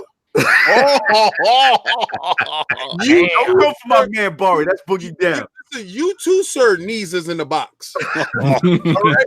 So you are welcome next year to come out and hang out with the Lords in Cali at E3 and actually see it and touch, because Nintendo was represented on that floor, sir. All right. So when we're out there, Nintendo has a huge presence. People will go in there. It changes. Like I would love, like you said, for it to be one day for just media, press, and get in there, get your interviews, get your stuff in, right? Right now it turns into a whole free for all. And what you notice now is these guys got to get up at 7 o'clock in the morning, get there to get an interview with devs early in the morning, instead of having the whole day to plan out your day, getting all your interviews. And during the week, you're in there an hour early before the show starts. Then when the show floor starts, here comes these hungry people. You know, and it turned into something different. First, it will never be a PAX. If you ever been to PAX, PAX is a beautiful cornucopia of gaming. Like literally you're touching there's no lines that you're standing on trying to get in there. It's the internet sucks crap. Don't game in there. Don't do what the LordCognito did his first time. Don't make the mistake I did. Don't do that. But PAX, it will never be a PAX, because PAX has a formula that is set up for gamers, right? It's really made for you, and they cultivated that over a period of time. This E3, the way they switched it over now, they have to get their foot in, and like you said, they're in a position trying to figure out what they want to be, and I don't think they understand that yet. But if they keep taking advice from you guys, it can be something special. No doubt. Lords Forte and Slomo. Let's get Slomo in. Slomo, what are you feeling about E3? Is it dying? Is this wrap? It's not dying. It's I think the whole, you know, E3 was different this year. It wasn't as I wasn't as hyped as I usually am. I mean, look, it's not just because Sony wasn't there. It's the end of the gen. And so like these companies are holding things back. Sony isn't there because it's not like they're not working on games. They're working on games. They're working on games for PS5. And when they show those games, they don't want to show you PS5 footage on games without actually announcing that PS5 yet. So and I also believe Xbox had games they could have shown, but they're trying to hold some stuff back. They got XO19 coming out later this year. There's E3 next year. So I think E3 next year is going to be amazing because you got two big platform holders who are going to be showing or announcing their new consoles and showing you a ton of games to try to get people for the later that year to go ahead and purchase that console. So it's going to be hot fire. Now, I will tell you something that I've been an advocate for a long time, and that I think I think E3 is great and all these conferences are great, but I don't like how these platform holders hold back stuff just for that. I think that whenever a game is ready to be shown, you should just show it. Yeah. And you should show it like the way Nintendo shows their stuff at Directs. You should show it. They have Inside Xbox, and it's a bore fest every time it comes out. Why don't you show like Ninja Theory's next game they're coming out at that? Announce these games when they're ready to be announced, and then you don't have to go to a developer like, hey, are you ready for E3 yet? No, look, you ready, you be ready when you're ready, and then we can drop that at like July inside Xbox. Facts. Just real quick, Slow, I totally agree. The problem that we see, and we had shout out to the Xbox 2 we had on last week, is that it feels like there has been an internal memo since the Scalebound situation that they are not going to show stuff that is not ready. Second thing, Mods Gaming with the $10 super chat. Next gen E3 2020. Mods Gaming is coming for sure. My man, you coming to the compound, bro? Yeah, Mods. Are you coming in with us to the compound? Are you going to check out the house? That's lordsofgaming.net. Finest tech news, my man Mods Gaming. Salute. Jay Barry with the fire. Shout out to the iLord Pod. Good show. Yo, salute, brother. We missed you on the PlayStation joint for that smoke, bro. We got to bring you back. Time out, Jay. Time out. I went at you with the knees in the box. You chose to just say good show. I don't like you bending the knee like that. I wanted you to come at Ari. I wanted you to come at me, baby. Dang, man. Yo, King. He trying to bribe you with that $5 to get his knee back. He's like, yo, King, stop playing. Is he the champ that ankles went out? Oh, no. I ain't gonna do this to Bar. Listen, Bar is a homie, but I thought he was gonna come at me. I thought he was gonna. Man, I wanted to read that. And then I saw it. I was like, he said, "I'm being nice, man." I know, man. Come on, man. Don't be nice. Be mean. Come on, baby. Slow down. So, in your opinion, Slow, the E3 is gonna be okay, or you feel like just because of the holding back and people are just gearing up for next year, next year gonna be lit? I think it's always going to be okay. I think one you have Phil Spencer, who's also on the board with the ESA, and the ESA holds E3, and Phil's going to make sure that Xbox is always relevant there. They're never going to stop going there. I think Sony's definitely going to be back next year. My whole part about, I think that they don't really necessarily need to hold all their announcements and their big reveals just for the conferences like E3. I think they should switch it up and really show those things when they're ready to be shown. If that's November, if that's August, if that's February, so be it. But you can still show that stuff at E3 as well. Just show a little bit more content. But still, I think in 2019, in the age of the internet, you don't need to hold everything back just for the conferences. I agree. Lord Forte, is it dying? Is this the wrap for E3? No, man, it ain't the wrap for E3.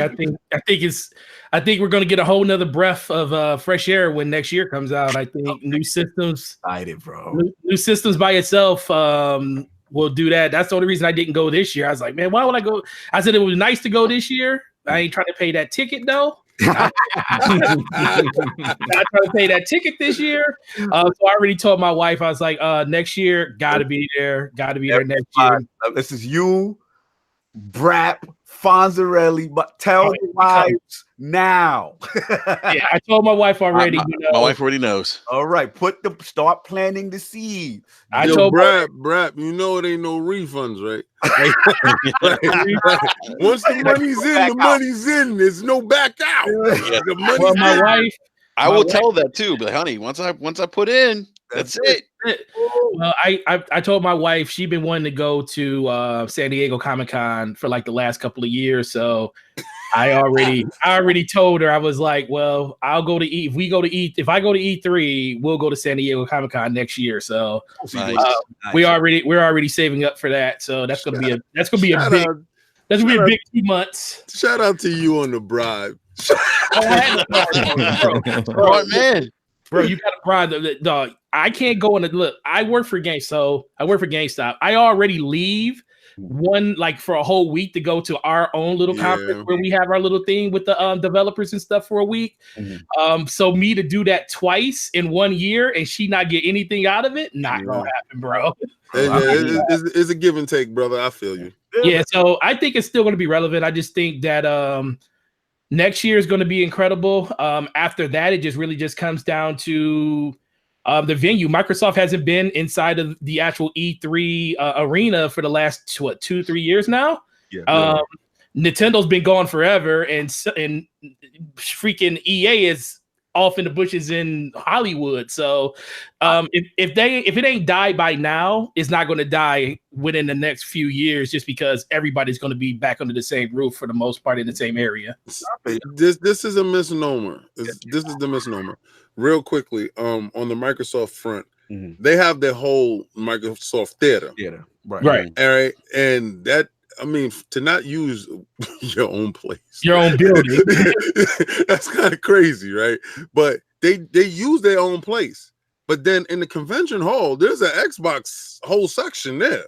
It's not as big because they want you to go over to their joint, buy their swag, go over there. They have a whole beautiful section. It's really nice. But Nintendo, Nintendo blew it out. They show out every year. These dudes, they are the main attraction for E3. Yes. What did that Fortnite booth look like? I heard that thing was. Oh, it was out of control. I heard that when I saw pictures of it, I was like, "What?" You know what? The Pokemons had a separate joint. It was so crazy. I said, you know what? I'm just gonna go into the Nintendo section for the third party stuff, and that feel like an hour and two just to be on that line. Like that was crazy. And I was in there with the industry media section, and that line was still Nintendo completely dominates on the floor. Listen, that Fortnite, what you're talking about, is what PUBG was last year. Yeah. What PUBG did, that 100-man thing, Fortnite did it this year. And the difference with Fortnite is they have characters. So their characters was represented. You're seeing the videos that I'm about to post this week. Their characters was larger than life. It was very nice. They put their money, what they made, they put it on the floor. No, absolutely. I'll wrap this up. We're going on for. Look, we can't lie. Sony's lack of presence, and Activision's lack of presence, it definitely hurt on that side. So Nintendo definitely showed out. But I'm gonna be real, like we know new systems are coming, right? But to me, ain't no guarantee Sony gonna have to come back. Like, because my thing is, let's just say they be like, you know what, you gotta spend that bread. We just do this reveal on a PS6 and we be good. Like, I wouldn't put it past them when Sony say, should they be there? Yes. Is a strong possibility they be there? Yes. All I'm saying is also a strong possibility, in my opinion, they sit there and say to themselves, hey, we don't necessarily have to be on spend that bread. So I just want to see. But Cog, what's up? Do you really think they're gonna let Microsoft show off the Anaconda? Just have it all out there for people to see without them. You really think Sony gonna do it in February? Oh man, listen, they shocked us this year. Even I thought they would be petty. and try to give us that Last of Us announcement right after Microsoft comes. Just to make everybody forget about what Microsoft just did. And they really stood pat. You know what Microsoft did when they grabbed their belt? It was like, you like those servers, right? You gonna stop with this meat on the table joke. Yo, listen. They said, this is the right in his head, though. They said, yo, you like them servers, right? you stay quiet while we do our thing. So they gave them hush money. They didn't give them no hush money. They told them, we give you bad service if you don't shut up. It was Azure Cloud extortion. Yes. You don't show up, Eddie. You don't know your role. Oh my God. Right here. And then the other thing is what I think B.R.A.P. alluded to with his shout out to Matt Piscatelli. You guys had him on B.R.A.P. Podcast. Fantastic show, by the way. In reference to we hear rumblings possibly B.R.A.P. of a venue change. I've heard two songs. Yeah, Matt mentioned that too at E3. He said that was kind of going around E3 that there could be a venue change. And there's actually, you mentioned the ESA, Phil Spencer on the board. ESA internally, and there was an article in Vanity Fair about this. The place internally is a mess, and they're all home offices in DC. They fired the executive director of the ESA because apparently he was not a nice guy to work for. There's a lot of high turnover. I mean, people were not happy working for this guy. He would play favors with staff. He would pit people against each other on purpose just for his own reason. Yeah. Where Phil Spencer had to come out and say, "Hey, is everything okay?" Like he had to come out and make sit down, and they eventually fired him. Shout out to who did that for you. Phil, but we got my man, boss man Phil. Real quick fire topic because we got to get out of here. Quick fire, which would be the Destiny thing. We know about this King which is we know about the free to play stuff. Where they're going free to play with Shadow Keep, and then maybe D3 is on the way. But King, I'm gonna give it to you. This is your topic. Where you at with this? What's your whole situation with Destiny's future? As an avid Destiny player. As a dude who put in untold hours, I'm not even going to look and see how many hours I put into it. As a person who's bought and purchased every piece of content that these guys have brought out, for these dudes to smack me in my mouth and to turn around and say, yo, that game that you pay for is now free to play. Oh, you don't like this? I just wanted to bring it to the floor because all these dudes play Destiny in here. I want to bring it to the floor of how y'all like being smacked in the mouth and telling you your efforts and your dollars really don't count going forward because we're going to give it out to the new dudes for free. All right, let's get some clarity with Forte. Now, go for it. Please explain about the new light system and how they probably don't have access to everything. But explain what the new light. All right, so break it down, brother. So the free-to-play version of this game is, like you said, Destiny is still Destiny. It's not a separate game. The only difference is everything that is Destiny outside of the raid for Forsaken, the raid and the strikes for the Shadowkeep are walled off. It's like a wall guard. You can't do none of that stuff unless you buy the DLC for those things. You can still go to all of the destinations. You can still go to all the patrol missions for every planet on the game, even the one for Shadowkeep. But you can't do any of the in-game activity for Forsaken or anything for Shadowkeep going forward. PvP will be free for everybody. Gambit and Gambit Prime free for everybody, but you will be able to still hit the max power cap in the game. But the only difference, like I said, you won't be able to play in those higher tier activities when the new DLC drops. If you want that stuff, you just have to pay for Forsaken, which they already said will be at a heavily discounted price by the time it comes out. They didn't disclose what it would be yet. And then if you buy Shadowkeep, it gives you pretty much all the rest of it. And then you're basically up to date with Destiny going forward. All right. So what about to King's question for today, the future now? Because he's saying part of what he's also saying in reference to because they got this model and it seems like they're going to be adding on things, Shadowkeep. Now we're bringing back the moon. You're bringing back these spaces that we had almost like a continuous world. Does this now hamper Destiny 3's development that maybe they say, hey, if they have so much success with this free to pay model and this new light that they push back D3 or don't do D3 at all? Me personally, I don't. If they do a D3, they do a D3. If they don't, they don't. I mean, me personally, I believe the engine is agile enough. Even the engine can be changed, and they can still keep the base of what Destiny is. They can change everything in the game and still keep the fundamentals of what the game is now. Okay. I think if they want to capture a wider audience, like people that were burned on Destiny in the first place, right, you probably want to put another number on it, because then that basically speaks to people like this is something new. Whereas Destiny, if you just say Destiny 2 like Shadowkeep or Destiny 2 whatever, people still feel like they have to play catch up. Yeah, they still feel like they got to play catch up. Now, this whole new light situation, I don't know how that's going to play out. It's going to bring a lot of people back into the fold. People that probably never even played Destiny are going to try it because it's going to be free everywhere. So ultimately, it really just comes down to, I think they're going to look at the numbers over the course of the next year, and I think what's going to happen is Destiny, they're working on whatever that next big thing is. Right. It may be, it's whatever the code name is. I don't know if they're going to call it Destiny 3 or whatever. Me personally, I don't want to change the game over again. I don't want to have a Destiny 3. I just want them to continue Destiny for what it is. If anything, when the next version comes out, just drop the number. Drop the number and say Destiny, whatever, subplot this, blah, blah, blah, blah, blah. Not for you. Go ahead, Forte. No, but ultimately, this really just comes down to just that. I don't think it's a bad thing. I just think they want to get more people back into the grind mill, as we like to speak in Destiny. Right. But it being free, I feel you, King. I feel you a lot, because I do feel a way about it. Because me personally, I bought Destiny on 3 platforms, all the DLC. I own it everywhere.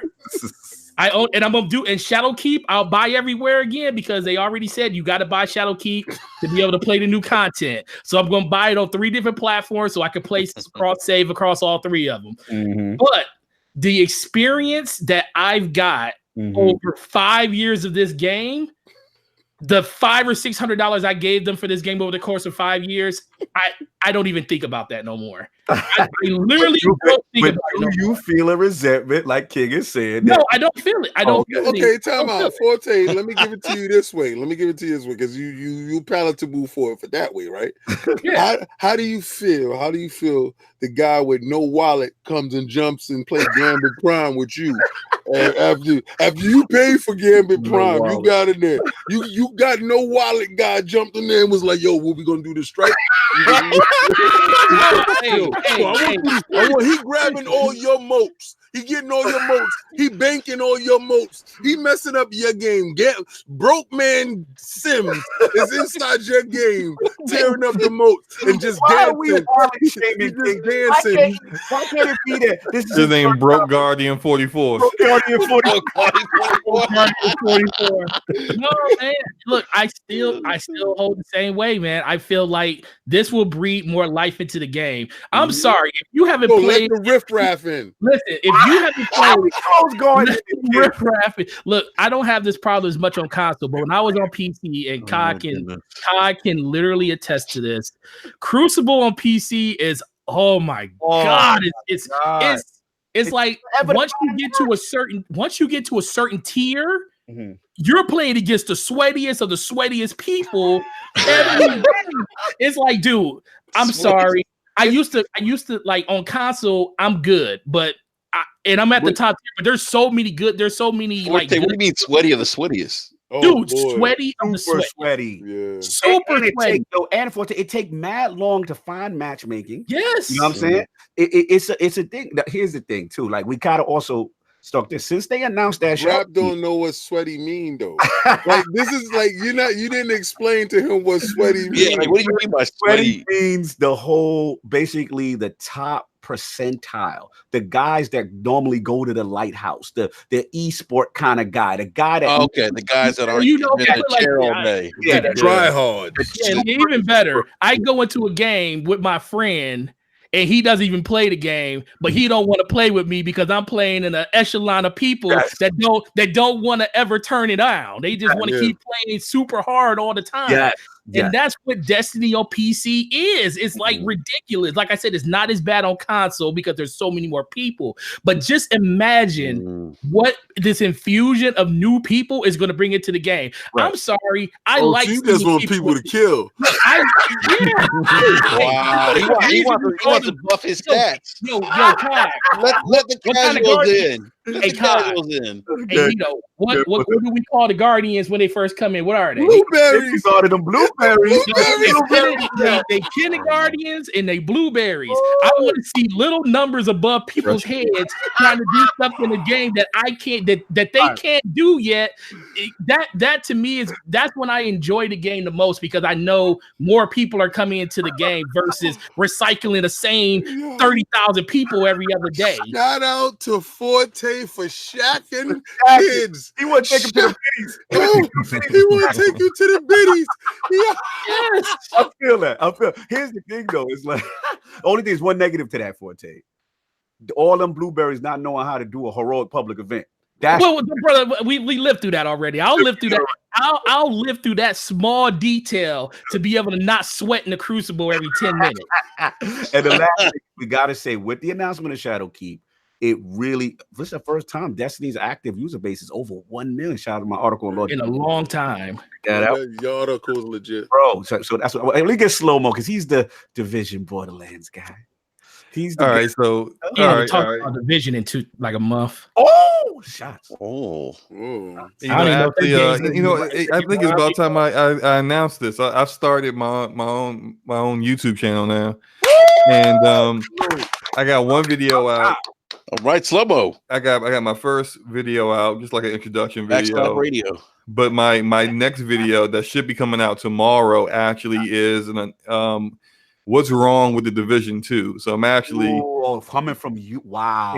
I'm getting in a little deep on Ubisoft and Massive. So look at the shots. I don't, wow. I'm in the same camp with you right now. Wow, that's big. But in regards to this topic, so like when Cognito, when you sent me the question, like I was like, I thought I actually took this as are we talking about like Destiny 2 becoming a free-to-play game, period? Right. Or would they continue to do sequels, Destiny 3, 4, 5, 6? And so, like, before to get to King's opinion about him being a little upset that people get to play it for free, you also got to look at the fact that you got to play it at launch. You got to play all this DLC and new content right when they release, whereas these people are playing it well afterwards. So yeah, they may be getting it for free, but they didn't get like me going to play, and I played some of the DLC after the fact.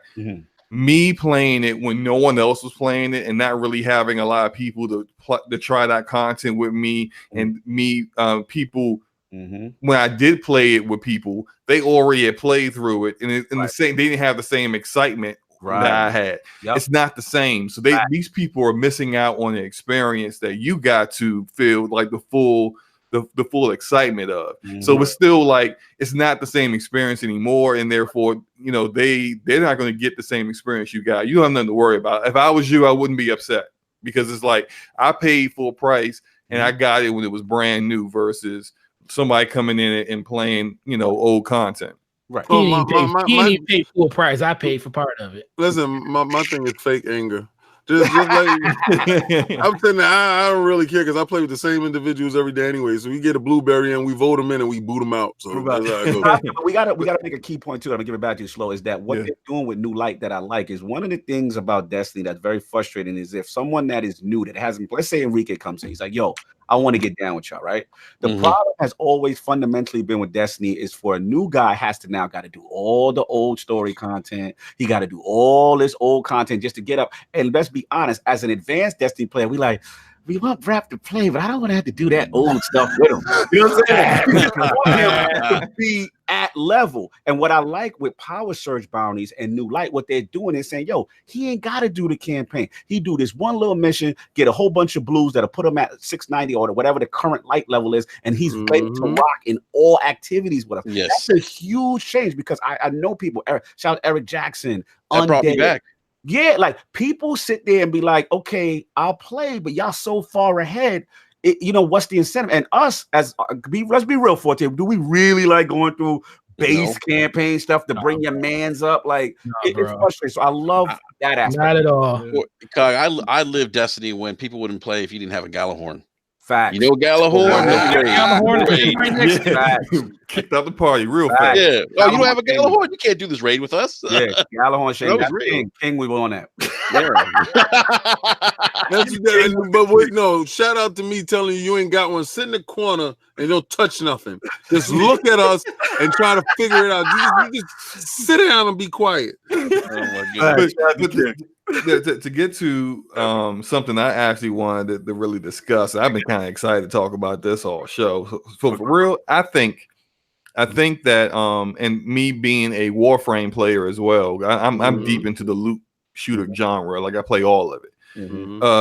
Now that Bungie is no longer with Activision, they no longer have the backing of this huge, super rich publisher. And them being as big of a developer as they are, 800 plus employees and then some, I think that they really should try the Warframe model. And the Warframe model is it's all the content's free, but the cosmetics, all the cool stuff. I mean, if you want to get that Rhino Prime, which is like the regular Rhino Warframe but better, you can spend that money to get that. And people, the Warframe community may be smaller than the Destiny community, but you're talking about these people, hardcore gamers, been playing this game for years, and Digital Streams has never had a money issue with their game, never had a problem with getting that game additional content. People are happy, and that community is they really enjoy how the game progresses because Digital Streams gives them what they want,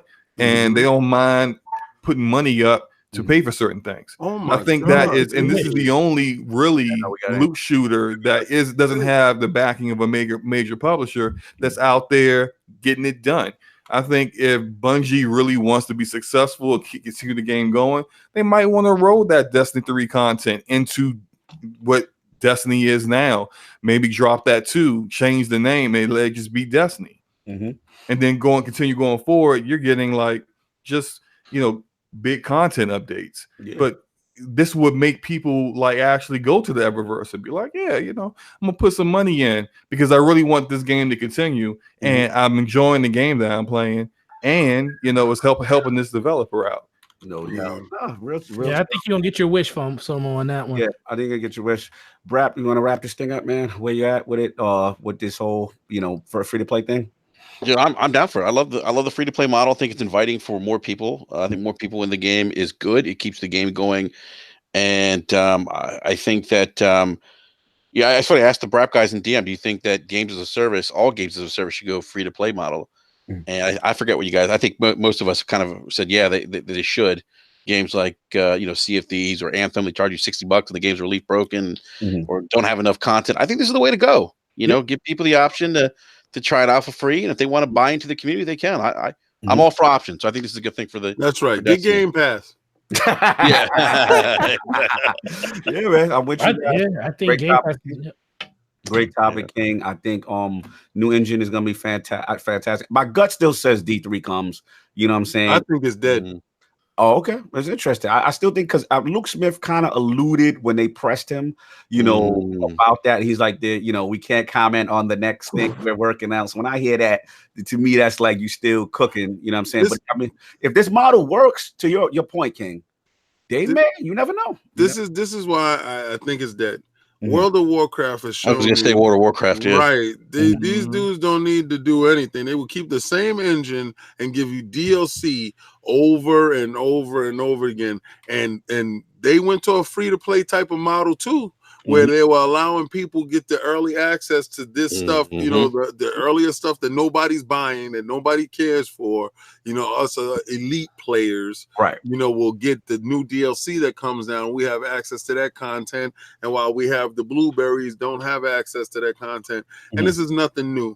I was just, playing devil's advocate going forward. I understand that whatever a company has to do to survive, outside of harming people, do what you got to do. Yeah. And then they're not harming anybody. They're actually giving you inclusion. So, shout out to Forte. He want more blueberries to beat up, and I'm down with him. Let's get on these biddies and start shacking them. We need to take all their needs and put them in the box. There it is. He said salute King. He's in the building all day digital in the building. Day. And the last thing, the reason why all day, no doubt. The reason why I want it though, King, is that I know ultimately their vision is cross save, cross progression, and cross. I think they can do it with the engine. I think it's already there. I think it's already built in fundamentally to it. They're just looking for the switch to hit it. Yeah, listen, I ain't gonna lie, but would you turn down the next generation engine Destiny 3 though? Would you turn that down? We got it. It's in the PC. If we can now listen. This is what I'm mad at. Okay, now that deal is over with Sony, could you please put my X to 60 frames per second, please? Oh my God. You're not that is not the case. No, that's the case. Man. That's the damn case. Man. That's the damn case. That's the case. Release my X. Release my X. You got my X all shackled down because these dudes can't hang. Release my X. Exotic. Give us free. And that's what they're gonna give me free. Give me. So, yo, look, we get into the polls. Get out of here. With the recent controversies regarding Cyberpunk 2077 as being offensive to specific groups of people, what do you feel is the right course of action when these situations occur in gaming? The choices are A, devs have a moral responsibility and need to be exposed if they cross the line. B, gamers should judge for themselves and vote with their wallet. So C, only group offended should be able to catch judgment.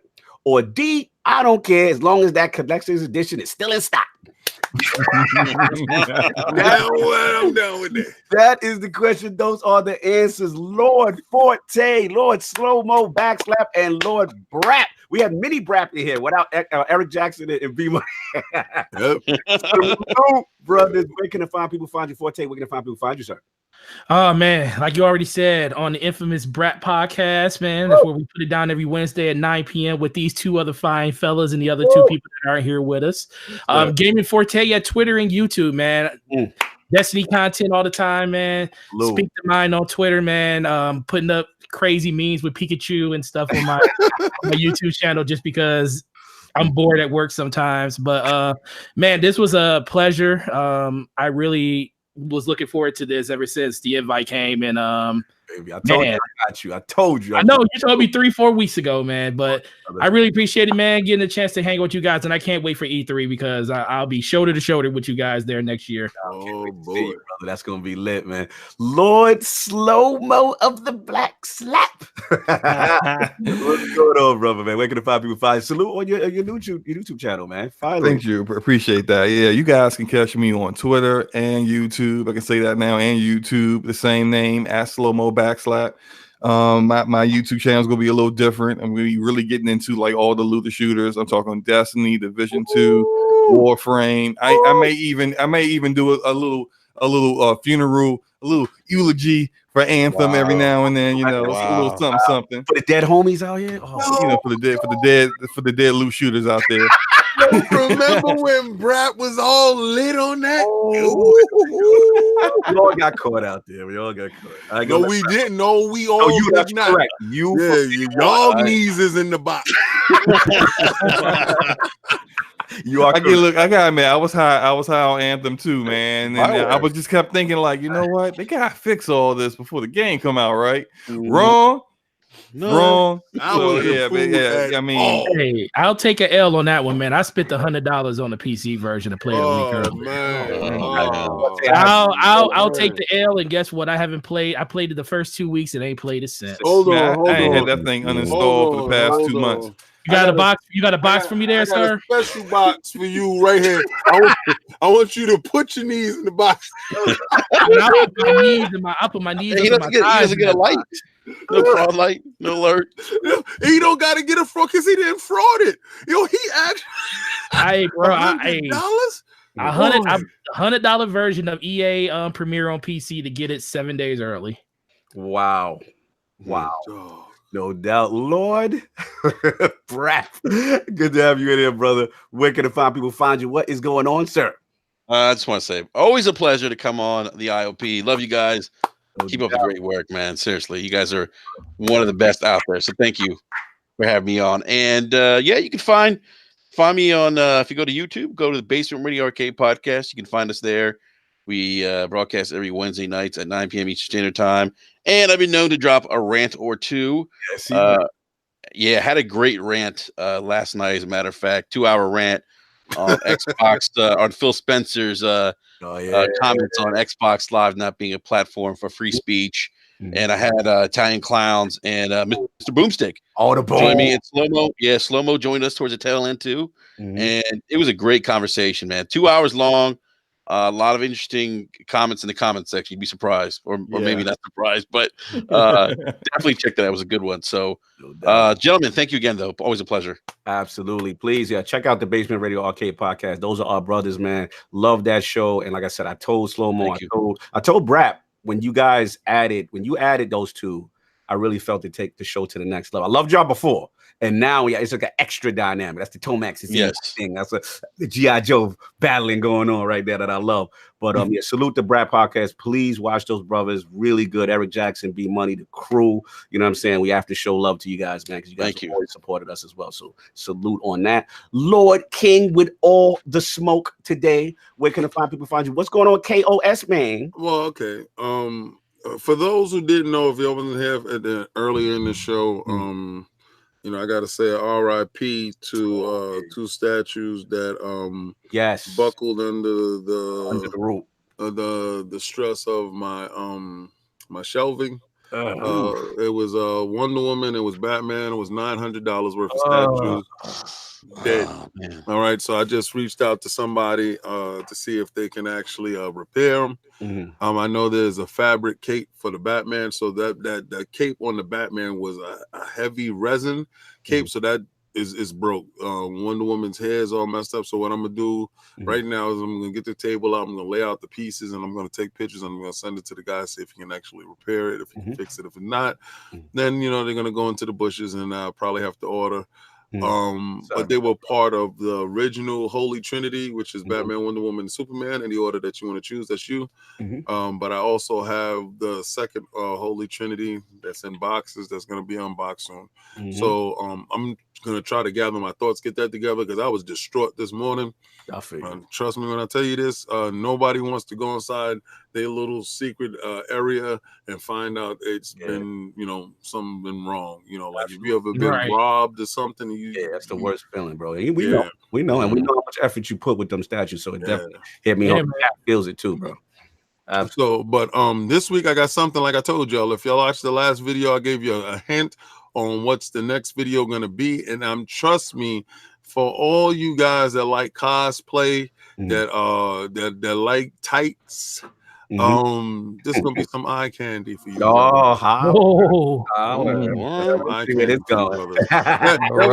was in this box that was right here that I just lifted up. So Aquaman need to get his butt up out of here. So she could be seen. So she can rock. No doubt. I can't wait. I already know you're cooking up. The production is lit. Shout out to Attic. I know he's doing his thing at work. We'll be back. Shout out to Solve. He will be back next week. And you already know. Shout out to lordsofgaming.net, man. The guys putting out tremendous articles. Please check that out when you get a chance. Shout out to the stream team. MJ the Boss got a good one out there. Scary Game. He is hilarious playing Scary Games. Please watch that. That was that? Yo. He's the funniest, bro. I think we found MJ's the Boss lane. Him streaming Scary Games, saying, no, that's not right. He is actually terrified. If you want to pee on yourself, please go watch the video because he made me. I had tears in my eyes. I had to watch it twice. MJ it was funny. Boss is the funniest Scary Game streamer I have ever seen. It is because he is literally terrified. See, this is why I was trying to get Enrique to do that, because Enrique is the same way. He a punk when it comes to Scary Games. Let me tell you something. I played Metro Exodus. I got scared. Are you real? No, I'm serious, man. Okay, then you don't want to see the video that he playing, because I saw the game. I was like, oh, hell to the no. What was he playing? It's something that we had got the key for. The layers of 2. Oh, Layers of Fear. Oh yeah, my daughter's play. I watched my daughter play that, and I was like, nope. Nope. Yeah, I'm not playing that. Yeah, no, my 14-year-old was playing that yesterday, and I was like, I was like, no, I just kept walking by. She's sitting there going through puzzles and stuff. I'm like, I don't even know how. Let me tell you, man, Crota used to scare me. All right, we gotta go. After the show has been wrapped up, we understand that B.R.A.P. sleeps with a nightlight. So let's get up out of here. Salute Megatron in the chat. You already know. Oh, my man, Megatron. Listen, Megatron, I do apologize, sir. The compound will be closer next year. Yes. And you know, I do want to spend time with my brother. I definitely missed you much. You understand? Absolutely. Shout out to the stream team. Snaldo's got some stuff coming. We already know. And of course, like I said, LordCognito, Lord Rique, the last word. You already know. Friday, just catch that one that is up there. We're talking about the Shadow Keep stuff. We're talking about everything that's going on with Transmog in Destiny. Wow. Yes, sir. Transmog. Everybody wanted that. Can't believe it's coming. So you already know what that is. And now hit that like, subscribe, all that good stuff. Went over. But salute to everybody today. Everybody enjoy your Sunday. And we out of here. Peace.